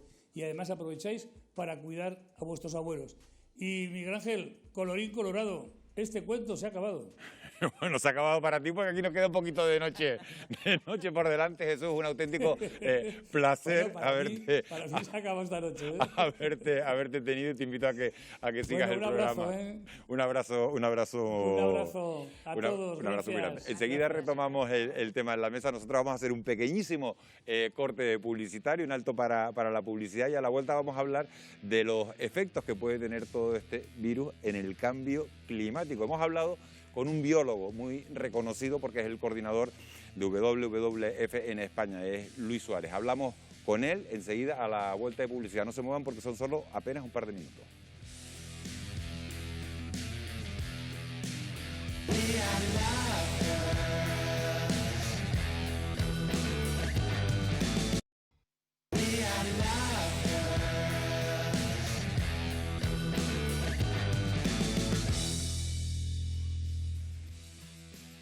Seguimos en directo en Fuera de Plano cuando son las 11:20 de la noche hablando de esta situación, de esta pandemia que ha originado el coronavirus en todos los ámbitos. Los científicos llevan años advirtiendo de que en cualquier momento aparecería un nuevo virus peligroso para los humanos y cada vez son más los que piensan que el cambio climático ha fomentado su aparición y su propagación. Hemos hablado con Luis Suárez, que es biólogo y es coordinador de conservación de WWF en España. Esto es lo que nos ha contado. Ha participado usted en la elaboración del informe Pérdida de Naturaleza y Pandemia. ¿Qué conclusiones han sacado sobre la relación del COVID-19 y el cambio climático? Bueno, la principal relación que hay entre la pérdida de naturaleza, el cambio climático y todas las alteraciones que estamos causando al planeta, a la naturaleza, es que fomenta la expansión, ¿no?, de estos coronavirus, de este y otros que ha habido en los últimos años y que cada vez nos afectan más ese tipo de enfermedades, las enfermedades que provienen de los animales, que en los últimos 10 años son 3 de cada 4 enfermedades que afectan al ser humano son de este tipo, son zoonosis. ¿Y qué papel ha jugado el aumento de las temperaturas provocadas por el cambio climático en que el virus haya expandido de forma tan rápida? Lo que sí sabemos es que el incremento del cambio de temperatura media del planeta lo que está afectando es a esos procesos naturales, pero sobre todo, por ejemplo, a los vectores, ¿no?, a los que pueden transportar enfermedades. Un ejemplo son los mosquitos, ¿no? El hecho de que cada vez la temperatura vaya subiendo hace que ciertos mosquitos, como el mosquito portador del dengue, pues se vaya expandiendo hacia latitudes más septentrionales. Otra curiosidad de todo este estudio que han hecho, de este informe, es que aseguran que los glaciares contienen virus que el calentamiento global puede liberar. ¿Nos estamos enfrentando a alguna amenaza preocupante? Si en los glaciares están apareciendo, al deshacerse esos hielos, están apareciendo pues o mamuts o restos de homínidos, puede haber muchísimas micropartículas, puede haber virus, puede haber bacterias almacenadas en ese glacial y que en el momento que se liberan al aire pues pueden entrar en contacto con el ser humano. Ha ocurrido, por ejemplo, con un brote de anthrax en Siberia al deshacerse la capa de permafrost, ¿no?, ese suelo permanentemente helado, con lo cual hay nuevas amenazas que están latentes en la naturaleza. Cuanto menor sea la biodiversidad, mayor será la capacidad de propagación de los nuevos virus. Sí, la biodiversidad es nuestro antivirus natural, ¿no? Cuanta mayor biodiversidad hay, más probabilidad de que el virus se mantenga digamos que entre esos animales o entre esos organismos de una forma que no nos afecta a nosotros, de una forma que no es peligrosa, porque normalmente pues los virus conviven con determinadas especies, ¿no? ¿Cuál es el problema? Cuando se produce el salto al ser humano a través de algún hospedador intermedio, cuando se da esa combinación de que nos digamos enfrentamos a un virus al que nuestro organismo no está acostumbrado y que por lo tanto no tenemos unas defensas eficaces ni por supuesto no conocemos una vacuna, ¿no?, que es lo que está ocurriendo en este caso. El confinamiento evidentemente ha supuesto la limitación de los gases de efecto invernadero, estamos todos muy contentos, pero cuando todo esto vuelva a la normalidad, ¿qué va a ocurrir? ¿Vamos a tener más conciencia ecológica o vamos a caer en los mismos errores? Bueno, nosotros esperamos desde WWF que haya más conciencia ecológica, que entendamos esta relación entre la salud del planeta y nuestra salud y que tenemos que cuidar el planeta de todas las maneras posibles, ¿no? Y desde luego, aunque no podemos volver al mismo estilo de vida de antes, no lo vamos a hacer por motivos sanitarios, pero también debemos de pensar a dónde nos lleva el modelo que hemos impulsado hasta ahora, ¿no? Y renunciar a algunas cosas. No podemos seguir viajando a cualquier esquina del mundo sin ton ni son. ¿Es compatible el crecimiento económico con el cuidado del medio ambiente? Tenemos que apostar por modelos nuevos, tenemos que apostar por nuevos modelos de negocios también y sobre todo tenemos que poner límites, ¿no? Una de las cosas complicadas es en una sociedad de consumo poner límite a nuestro consumo. Pues Luis Suárez, biólogo, gracias por la información. Gracias a vosotros, un saludo. Bueno, yo no sé si ustedes están de acuerdo con el escenario, Noemí. Hablaba Luis que hay que buscar nuevos modelos de desarrollo económico. ¿Qué opinas de ese escenario que ha descrito? Y si crees que el coronavirus tiene alguna influencia en el cambio climático. Bueno, básicamente yo distinguiría dos elementos. Por un lado, el COVID y su relación con el cambio climático y por otro lado, efectivamente, lo que nos ha contado este biólogo, que llevamos décadas escuchando la misma el mismo mensaje, ¿no? O sea, las enfermedades vectoriales, aquellas que son transmitidas por vectores de organismos vivos, se están trasladando por los cambios en la temperatura, en la composición, en la radiación, por el tráfico de especies, por la pérdida de biodiversidad, por la globalización, por el aumento de población. O sea que tenemos un montón de, podríamos decir, vectores que efectivamente nos hacen cada vez más vulnerables y, como hemos visto esta vez, a escala global a este tipo de pandemia. Pero por otro lado, el COVID efectivamente se está analizando ahora las relaciones que pueden tener el COVID con la incidencia en distintas zonas. Es decir, el hecho de que las determinadas zonas urbanas estén más contaminadas induce a una vulnerabilidad respiratoria o a sufrir determinados síntomas o enfermedades respiratorias que hacen más vulnerable a la población. Esto se acaba de publicar también y aunque no está todavía evaluado por pares, pues parece interesante.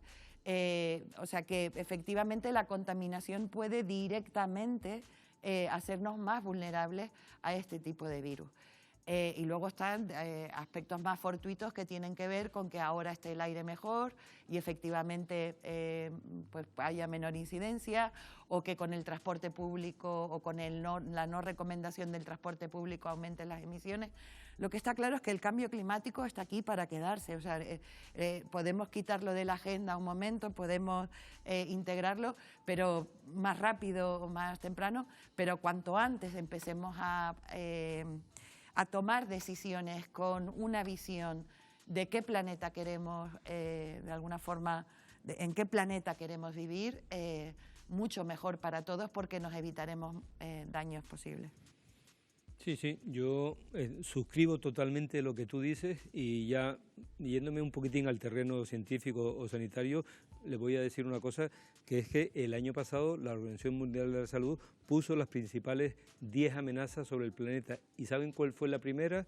Contaminación del aire. Es que iba a preguntar, Luis, perdona, varios estudios están relacionando la mayor letalidad del coronavirus con la contaminación. Entonces, y cambio climático. Y tú acabas de decir algo que se quedó un poco, pero es que ya han salido, en estos 3 días ya han salido algún trabajo científico en el que efectivamente se está demostrando mayor incidencia. Se ve la correlación, todavía no hay publicación evaluada por pares, pero bueno. Donde hay este tipo de contaminación con mayor proporción de personas con infección por coronavirus. Y una cosa, ahora estamos hablando de una pandemia con crisis sanitaria por un coronavirus. Si no cambiamos, en 20 años nos veremos aquí de nuevo, espero, hablando de la catástrofe del cambio climático, porque es que tú lo acabas de decir, es que siempre se habla en estas mesas y se habla en sitios sesudos, pero después los responsables políticos a nivel del planeta no se ponen de acuerdo en la importancia de que tienen que frenar el calentamiento de la atmósfera, tienen que cambiar todo el desastre que estamos haciendo con el cambio climático. Es muy fácil echarle la culpa a los políticos, desde luego, queda muy bien y ¿no? Como siempre están lejos, pues... No, pero es que tienen que tomar decisiones. No, como cambian, más que están lejos es que cambian. Y en realidad no solo los políticos, sino es la sociedad y además es un cambio muy complejo, o sea, no es de hoy para mañana, significa compromisos y sobre todo en una situación de crisis social como la que tenemos en este momento, en la que uno tiene que poner por delante pagar las facturas. Efectivamente, o sea que la agenda de muy corto plazo es de mucha presión para la población. Entiendo que existan dificultades para priorizarlo en la agenda. ¿Que tenemos que hacerlo? Sí, pero no resulta fácil. Al científico se lo pregunto directamente. ¿Hay relación del coronavirus con una mayor contaminación? Parece que sí, los estudios que se han hecho parece que sí, sobre todo porque afecta a determinadas cosas. Es un patógeno que se transmite por el aire y lo respiramos. Y el tener alteraciones en el pulmón parece, algunos trabajos van en eso. Pero yo creo que la pregunta primera de todas es que si el coronavirus es consecuencia del cambio climático o la expansión rápida del coronavirus. Yo creo que no. Yo creo que hay otras cosas más importantes. Primero, que nosotros nos estamos metiendo en el terreno silvestre y estamos cada vez más en contacto con animales silvestres, incluso se los comen, allí se comían los murciélagos, y eso va cogiendo un terreno que ayuda a que las mutaciones se vayan adaptando a las personas. Y en este caso particular, lo que yo creo que realmente ha funcionado, porque efectivamente el cambio climático con los mosquitos y con los tales, si quieres eso hablamos horas, porque vamos, eso sí que lo tengo bien estudiado. Pero en este caso particular ha sido la globalización lo que ha hecho que se extienda con una rapidez tremenda. Los aviones te traen de Wuhan aquí 12 horas. Sí, por ahí. Y de aquí a Lima, otras 12 horas, 11, 12 horas. Y entonces te lo metes dentro a un asintomático y se dedica a repartir.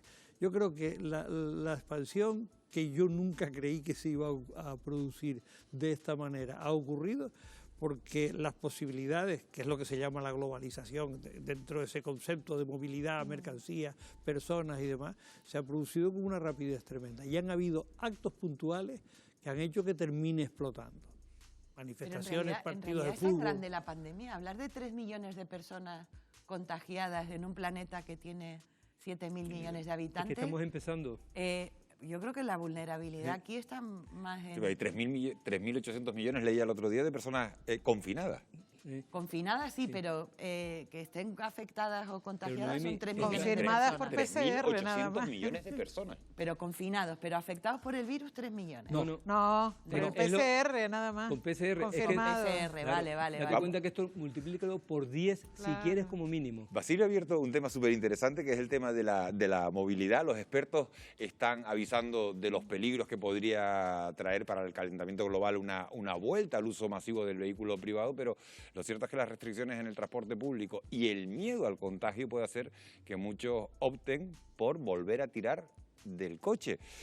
Wendy, ¿tienes más datos sobre cómo va a afectar, a eso que decía Basilio antes, cómo va a afectar a la movilidad de todos esta pandemia? Sí, lo cierto es que uno de los grandes retos de este desconfinamiento es precisamente pues cómo se va a gestionar la movilidad de miles de personas pues que paulatinamente comenzarán en Canarias a desplazarse por carretera, mar y aire. Un desafío que tendrá una premisa: el distanciamiento entre viajeros. A la espera de instrucciones claras sobre cómo volaremos de forma masiva, se estudian ya algunas medidas. La primera de ellas, que muchas aerolíneas quieren evitar porque afectará gravemente a la rentabilidad de su negocio, es reducir la ocupación de los aviones.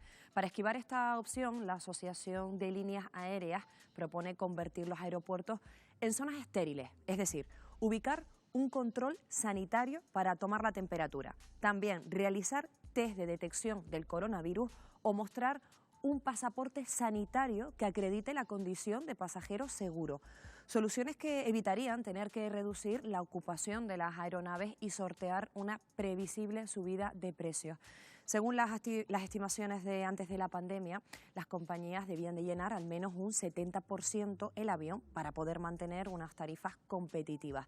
De lo contrario, operadores como Jet2 han anunciado que aumentarán en un 33% el precio para volar. En cuanto al transporte terrestre, es necesario poner en marcha un plan de movilidad que responda a las exigencias de medidas que tengan bajo control al coronavirus. Después del confinamiento e incluso en la etapa de desescalada, es fundamental adoptar planes de movilidad. Y estos planes de movilidad deben ser tanto en contextos urbanos como interurbanos. En contextos urbanos, fomentando la movilidad en bicicleta, en moto incluso, moto eléctrica y peatonal. El transporte público será distinto a como lo conocemos. Las medidas que baraja aplicar el Gobierno de España incluyen no superar el 50% de los asientos y un máximo de 2 usuarios de pie por metro cuadrado. Para cumplir con estas exigencias, el tranvía de Tenerife apuesta por aumentar las frecuencias del servicio para compensar vagones en los que viajen menos personas. Además, llevarán a cabo limpiezas exhaustivas y será obligatorio el uso de mascarillas. En el caso de las guaguas de las 2 capitales canarias, también pretenden ajustar líneas y frecuencias para adaptarse así a la demanda y bajo el condicionante de transportar a un menor número de pasajeros en el mismo vehículo. Con estas restricciones, las alternativas son pocas, además de caminar más y el uso frecuente de bicicletas en los espacios urbanos aparece una amenaza: el aumento del coche privado. Según un reciente estudio del Real Automóvil Club de España, el 20% de los conductores que se trasladaban antes al trabajo en transporte público, tras la pandemia, pues cambiarán sus hábitos y se desplazarán en su propio coche. Un dato realmente alarmante. El coche es un modo de transporte claramente insostenible que supone muchísimas externalidades negativas, básicamente congestión, uso desproporcionado del suelo dedicado a carreteras, uso desproporcionado del suelo dedicado a estacionamientos, pérdidas de tiempo, emisiones de ruido y contaminación, etcétera, etcétera. Por lo tanto, sabemos que debemos desmotivar el uso del vehículo privado. Pues ya lo han escuchado, volver a los atascos y al aumento de la contaminación no parece que sea la solución más inteligente, por lo que el transporte público tiene el reto de volver a captar a usuarios a pesar de estas nuevas limitaciones. ¿Hacia dónde nos lleva la movilidad? Los transportes a partir de ahora, ¿cómo lo podemos gestionar? A pesar de que de estas declaraciones que escuchamos, Ábalos en su momento también recomendaba el coche privado, Miguel Ángel. Vaya preguntita, ¿no? Pues sí. Vaya pregunta, no la voy a contestar yo, se la voy a trasladar a la mesa con los datos que nos ha aportado nuestra compañera. Bueno, ¿Creen que esta situación... Que la movilidad se verá reducida por el teletrabajo, ¿no? En principio, en esta época, digamos, de transición hacia una normalidad que no sabemos cuánto durar, pues es verdad que se va a seguir fomentando el teletrabajo y eso podría compensar en cierto modo el aumento del transporte. Hay zonas que, bueno, pues ojalá tuviéramos un atasco en San Miguel pronto, ¿no? Dirían algunos, ¿no? Porque desde luego la autopista del sur con el cierre turístico o las carreteras en general, entonces a mí en este momento me parece una alarma exagerada este tema de sustituir los dos tipos de transporte. Efectivamente hay que evolucionar hacia el transporte público, colectivo, el transporte eléctrico, en bicicleta, en coche eléctrico, porque si los coches son eléctricos tampoco tendría por qué haber tanto problema, ¿no? Entonces hay que transitar hacia un modelo de movilidad más sostenible, pero no pensar ahora... Es que le iba a preguntar precisamente a Marta si al final, para que los transportes públicos no se saturen, se ha planteado en el gobierno incluso retrasar los horarios comerciales, trabajar por turnos. Eso es a tu juicio, Marta, una buena idea. ¿Debemos cambiar nuestros hábitos? ¿Debemos forzar más el teletrabajo? Bueno, yo con el teletrabajo tengo mis más y mis menos, ¿no? Porque además, si empezamos a aplicar la perspectiva de género en estos temas, pues habrá que... hay una palabra como muy central para mí en todo esto, que además une perspectiva de género con perspectiva ecológica, que es la palabra sostenibilidad. Yo creo que debemos aprovechar esta crisis. Yo sé que de aquí no deriva una revolución, ni lo estoy pensando en esos términos. Me gusta más la palabra metamorfosis. Ahí Edgar Morin tiene una reflexión muy bonita en ese sentido, de que seamos capaces de aprender del hoyo en el que nos hemos metido y articular algunas iniciativas que son realizables, pero que efectivamente mejoren la sostenibilidad de la vida y la ambiental y de la vida de las personas, ¿no? Yo creo que a lo mejor hay que plantearse las ciudades, hay que plantearse por qué la gente no puede vivir cerca de donde trabaja, en el entorno, por ejemplo, nuestro en el sur. ¿Qué pasa con las políticas de vivienda? Porque si la gente pudiera vivir más cerca de donde trabaja, a lo mejor el problema de la movilidad se reducía. Y en un entorno como el nuestro yo creo que no tienen que ser las cosas tan difíciles, ¿no? Lo que pasa que sí es verdad que no nos hemos puesto a diseñar las políticas de movilidad, las políticas urbanas, en claves de sostenibilidad. Claro, pero es que los centros neurálgicos de turismo, de tanto del sur de Tenerife como del sur de Gran Canaria, y hablo también de Fuerteventura, son inasumibles los precios de esas zonas ahora mismo para que un trabajador, un camarero de un hotel, un recepcionista de un hotel, vaya a vivir a esa zona. Efectivamente, esos son problemas de ausencia de políticas que se piensen con una cierta lógica, pensando no solo en cómo hacer el negocio, sino en cómo garantizar unas buenas condiciones de vida en la ciudad de los trabajadores. El primer ingrediente de la sostenibilidad es la economía. O sea, no podemos pensar que la sostenibilidad es solo medioambiental y social. El primer ingrediente y el primer desequilibrio que tenemos que enfrentar en este momento es la brutal crisis económica y social que está generando esto. O sea, no lo vemos, no lo percibimos. Hay que salir a la calle, hay que empezar a pedirle al gobierno autónomo y al gobierno nacional que no nos diga cuántos millones de créditos ICO están poniendo a disposición de las empresas o cuánto van a pagar por los ERTEs a los trabajadores, sino cuánto efectivamente están recibiendo esos trabajadores. Cuando se paguen, hoy han terminado los primeros trámites del mes de abril, se van a poder pagar el mes de mayo, porque si los trabajadores estén en ERTE o en situaciones de desempleo o con ayudas sociales no reciben esos fondos, estamos poniendo en riesgo algo mucho más de corto plazo. Yo siempre, cuando hablo a mis alumnos de la sostenibilidad, siempre pensamos en el largo plazo, en qué planeta queremos dejar.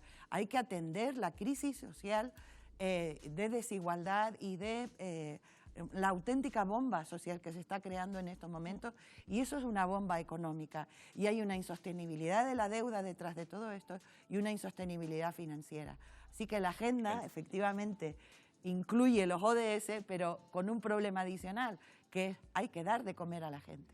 Enseguida vamos a hablar justo de eso que estás tocando, Noemí. Vamos a hacer un pequeño corte para publicidad, pero ¿qué va a pasar con esas miles de pequeñas y medianas empresas que hay en Canarias después del coronavirus? ¿Van a poder abrir sus puertas? ¿Qué va a pasar con ellas? Se los contamos enseguida. A vuelta a publicidad, también un par de minutos y estamos aquí de nuevo.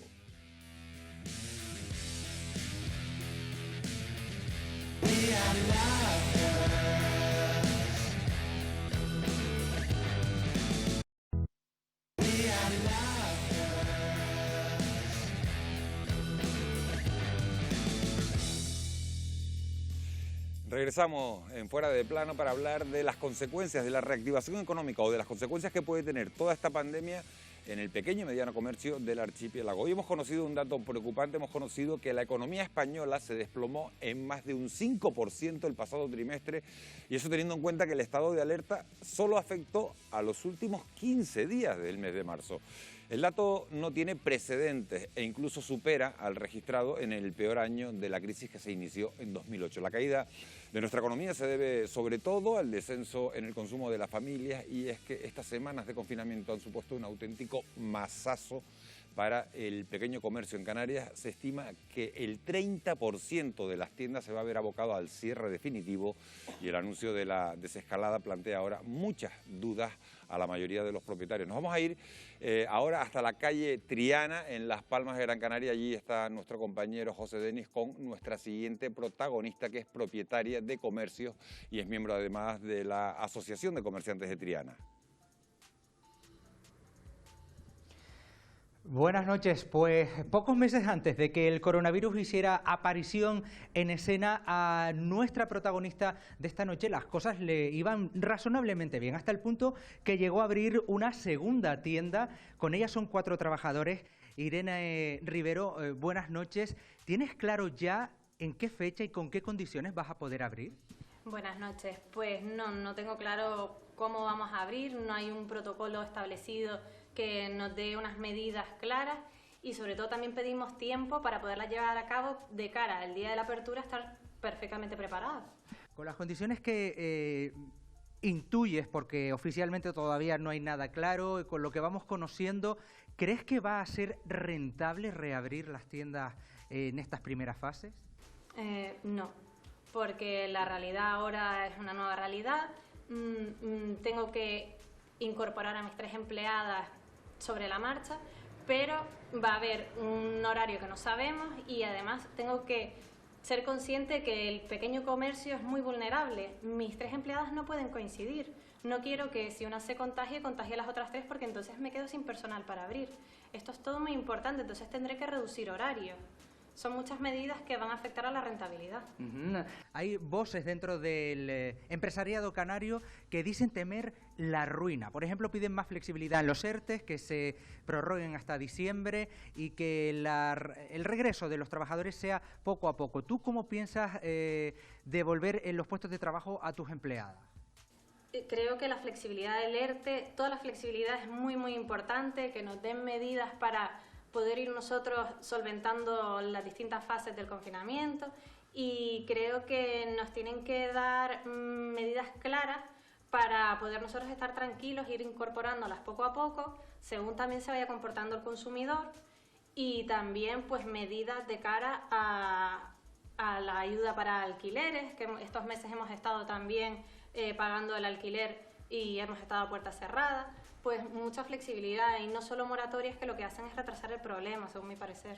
¿Las medidas que se van planteando son realistas cuando realmente, por ejemplo, veas que tienes que limitar el aforo, que la gente tendrá que esperar, ir entrando de una a una?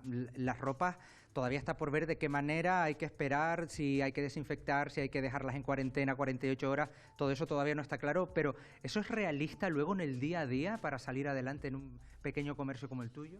En el día a día va a ser complicado. Vamos a intentar, desde luego, el aforo tenerlo muy limitado. Mis empleadas van a estar con visera, con guantes, desinfectar la tienda todas las veces que sea necesaria. Lo de la cuarentena del producto todavía no está claro. En muchos países de Europa no se ha llevado a cabo esa medida. No nos quedan claras esas medidas. Por supuesto que las llevaremos a cabo. Irene Rivero, muchísimas gracias. Buenas noches. Buenas noches, gracias. Buenas noches desde aquí al plató. Muchísimas gracias a nuestro compañero José Denis por esa ilustrativa, y la verdad es que a uno se le cae el alma a los pies cuando oye, Noemí, estos datos. 30% de las tiendas parece que abocadas al cierre, y los pequeños comerciantes vaticinando la ruina. Si a la crisis del turismo sumamos la crisis del comercio, del que viven 160.000 personas en este archipiélago, ¿qué nos queda? Pues es una situación bastante complicada. Una cosa que caracteriza a las crisis es que todo el mundo quiere socializar, además las pérdidas, o quiere de alguna manera que sea otro, de alguna forma el que soporte todo eso. Aquí nos encontramos además en un conflicto entre el interés público y el interés privado que es muy difícil de encajar en estos momentos. Hay un proceso de desescalada que afecta básicamente a la escala del funcionamiento de la empresa, ¿no? O sea, se quiere que el lunes día 4 empiecen a abrir con un 20% de capacidad, pero claro, en la medida en que empiecen a abrir y empiece o se limite el estado de alarma, se acaban los expedientes de regulación de empleo, es decir, el expediente temporal finaliza y por lo tanto vuelven todos los trabajadores a la plantilla. O sea que en realidad es una situación de, bueno, abro, no tengo actividad porque no tengo demanda, no tengo capacidad para rentabilizar la plantilla con la que trabajo, pues por supuesto que se ven en una situación de alguna forma crítica, ¿no? Por otro lado hay que entender el gobierno, porque aquí nada es gratis. O sea, ¿y qué medidas se le pueden dar hasta...? Flexibilidad. Flexibilidad en los ERTE, con ciertas condiciones también. O sea, básicamente si a una empresa tú le dejas un expediente de empleo temporal que puede durar años, pues básicamente pues tampoco a lo mejor pone mucho interés. Y si pongo una mampara, y si... Es decir, el sector privado tiene que buscar el camino, los aviones tienen que buscar la manera de volar y ser rentables, los bares tienen que buscarse la manera de abrir y ser rentables, los hoteles tienen que buscar la manera de abrir y de ser rentables. Eso no es cuestión del gobierno, eso lo tienen que hacer las empresas. Por supuesto, el gobierno, en un contexto extraordinario, de situación extraordinaria, lo que puede es ir, por supuesto, negociando. Es inadmisible lo que ha ocurrido en los últimos días, que parece que le dieron en una máquina el plan al gobierno, ¿entiendes? Porque es que no se había negociado con ninguno de los agentes. Por supuesto que hay que sentarse, hay que negociar. Sí, y va a haber una lucha constante entre los que quieren socializar la crisis y los que tienen que poner límites. Yo le quiero preguntar a Marta. Hubo negociación, y los agentes... Otra cosa es el mundo de la pequeña empresa, el mundo de quienes representan a las empresas y quienes no, pero yo he visto, y la verdad que estoy bastante siguiendo el tema, sí ha habido negociación. Lo que pasa con las medidas concretas que afectan a distintos sectores, yo sí que creo que hay un modelo que el gobierno está repitiendo permanentemente, es decir, estamos aprendiendo, déjennos ir abriendo puertas y ir generando la regulación que permite que se abran las puertas. Yo entiendo que se les demande claridad en qué medidas tienen que tener. Yo, por ejemplo, no les obligaría a abrir a todas las empresas el día 4, sino a partir del día 4 se puede abrir. El que quiera. Y efectivamente habrá empresas que tengan más facilidad por el tipo de negocio que es que otras, ¿no? Porque, por ejemplo, los supermercados no han cerrado. De todas maneras no están obligando, Marta. Entiendo yo que no. No están obligando. O sea, abre quien buenamente puede o quien buenamente cree que le va a hacer rentable. Queda el tema de los ERTE, pero los ERTE, el gobierno sí ha dicho que el estado de alarma se mantiene. No ha dicho, lo que ha dicho es, el estado de alarma se va a volver a plantear, es decir, y los ERTE, que yo sepa, se plantearon vinculados al estado de alarma, efectivamente, ¿no? O sea, yo insisto mucho en que paciencia, yo puedo entender la desesperación de la gente, de todos modos, más desesperación puede tener toda la clase trabajadora y no tanto la gente del pequeño comercio, el sector de la hostelería, ¿no? Te voy a dar 30 segundos, tenemos una conexión preparada que ahora les voy a decir cuál es. ¿Crees, Marta, que tras superar la pandemia vamos a girar hacia un modelo de consumo más sostenible, más responsable, que vamos a abandonar esa cultura de comprar para usar y tirar?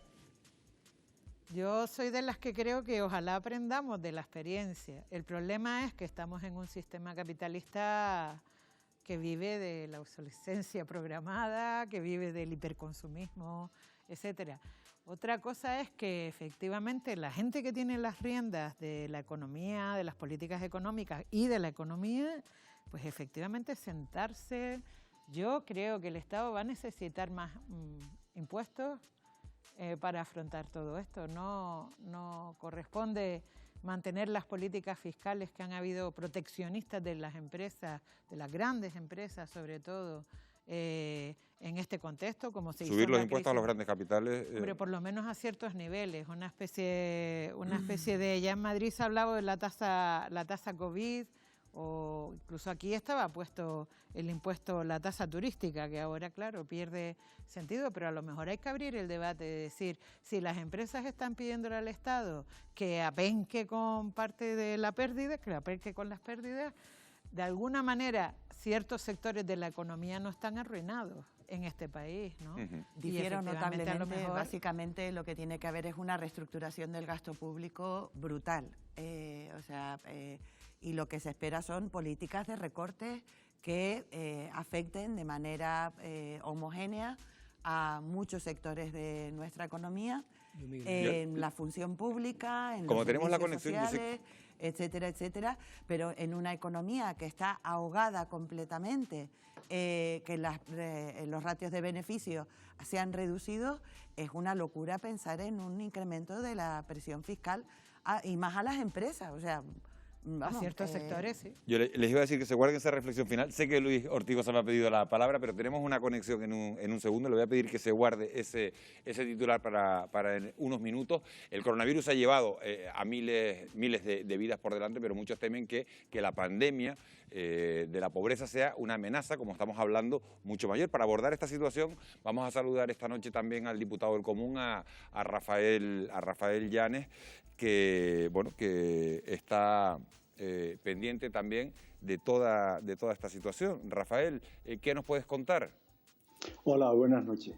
Bueno, pues contarte que estamos muy preocupados con la situación actual. En primer lugar, la crisis sanitaria está cobrándose vidas humanas, pero se está cosiendo una crisis económica y, por tanto, social de unas dimensiones tremendas. Hay que tener claro que Canarias, en la crisis sanitaria, digamos, es de los mejores territorios del Estado, de los mejores, el número de contagios, el número de fallecidos, pero en la crisis económica y, por tanto, las consecuencias sociales, y yo creo que somos de los más vulnerables al estar nuestra economía dependiendo fundamentalmente del turismo, 34% del PIB y 40% del empleo de Canarias, y ahora mismo está a cero.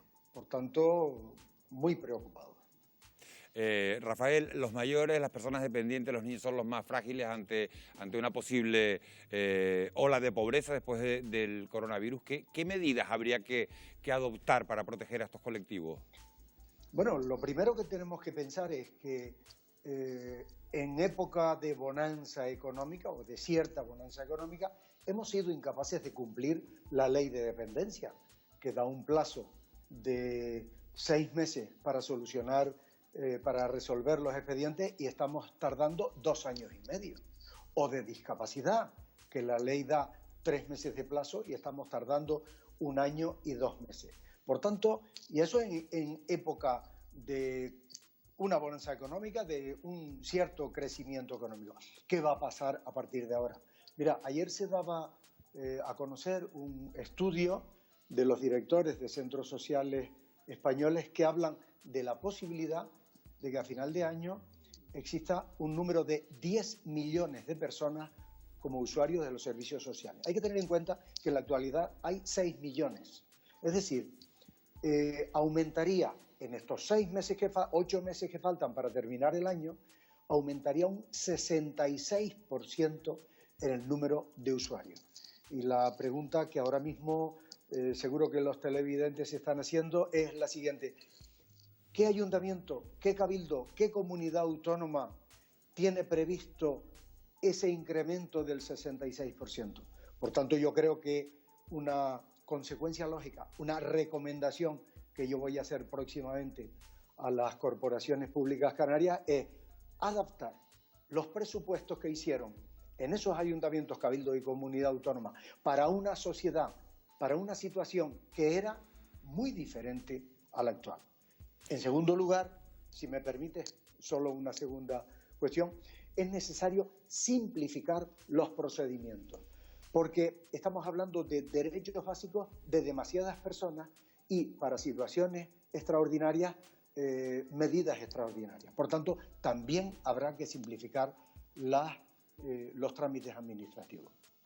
Aparte de la pobreza, Rafael, esta crisis ha destapado una realidad que desde luego nos ha impactado a todos, la situación de nuestros mayores en las residencias. Si bien en Canarias no ha tenido el impacto como en otras zonas de la península, deberíamos reflexionar sobre esto. Hemos llegado a deshumanizar a nuestros mayores durante esta crisis.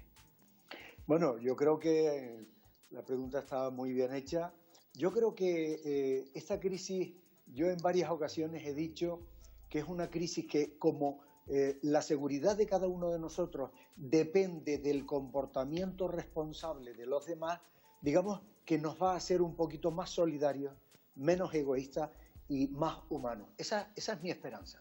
Y yo creo que puede ser así. Cuando contemplamos las residencias, no solo las residencias, las situaciones de las personas que están en las cárceles, las personas que están en los centros de inmigrantes, los centros de discapacidad. Hay un montón de centros en el que, digamos que han estado un poquito alejados de la conciencia ciudadana y ahora es cuando nos estamos acercando, ahora vemos una realidad y ahora habrá que tomar medidas legales para reglamentar adecuadamente esos centros. Rafael Llanes, diputado del Común de Canarias, muchísimas gracias por habernos acompañado, por haber estado esta noche en Fuera de Plano. Muy interesante todo lo que nos ha contado. Gracias a ustedes. Buenas noches. Gracias a Rafael Llanes. Lo prometido es deuda. Luis Ortigosa. No, yo me voy a alejar un poquitín del corto plazo y quisiera hacer una reflexión a medio plazo, porque tú antes hablaste de qué nos están dando las grandes crisis. Yo creo que las grandes crisis nos dan, entre otras cosas, grandes oportunidades. Y la crisis del COVID nos tiene que dar, en Canarias concretamente, la oportunidad de dejar de mirar a las playas y al turismo y de dejar de pensar que el modelo en el que ha pivotado la economía canaria durante los últimos 40 años, desde los 60 años, que ha sido turismo, turismo y turismo, abandonando el resto de los servicios, pues esa va a ser la economía de Canarias en el futuro. El otro día oíamos hablar de que sí, de que... No, yo a Noemí la veo que, claro, que se regaña, pero porque cómo se hace esa transición, ¿no? Pero no se puede pasar a cambiar de la noche a la mañana. La transición se ha hecho del 2000 para acá, se profundizó en la terciarización. Y por eso lo quiero decir, Noemí, un momentito, por eso lo quiero decir, porque es que si no hacemos este cambio y dejamos tenemos que mirar a otro lado, no nosotros, sino los gobiernos y todos los ciudadanos. Tenemos que olvidarnos que Canarias es solamente turismo. Ya hemos roto bastante el medio ambiente de Canarias, ya hemos roto el sur de las islas, los que conozcan las islas de Gran Canaria y las islas de Tenerife en los Yo años creo 60, que perdona Noemi, ya hablar acabo. de muchos modelos turísticos. Y bueno, y lo hemos que no tenido podemos aquí es un decir turismo ahora en de este masas momento que hay un cero por déjame- decreto en el bueno, sector. Si me dejas terminar decir un que momentito, no, me Noemi, parece yo acabo enseguida. Perfecto. Yo acabo enseguida. Perfecto, Luis. Porque es que esto es fundamental. Quiero decir que si ahora resulta que vamos a terminar la crisis y la crisis la vamos a resolver volviendo a completar los hoteles que estaban en construcción y vamos a volver a traer el turismo de masas y vamos a llenar las islas con 16 millones de turistas anuales y nos estamos olvidando de que no hay ganadería, ya has de que matizado, no has hay matizado agricultura un en Canarias poquito. y de que no hay otra industria, pues entonces vamos a caer en los mismos errores. Y esto yo creo que es importante. Marta, ¿tú qué opinas? A ver, yo soy consciente de que no podemos derrumbar ni derrotar el turismo, efectivamente, pero se puede cambiar Derrotar, derrumbar el turismo, pero pero si es también una fuente de riqueza. no, es la fuente de riqueza que sobre no. la que tienen que No girar puede ser solo- el que yo no sector. estoy hablando- La agricultura tiene que girar para aprovisionar al sector turístico. La tecnología es nuestra mayor ventaja comparativa.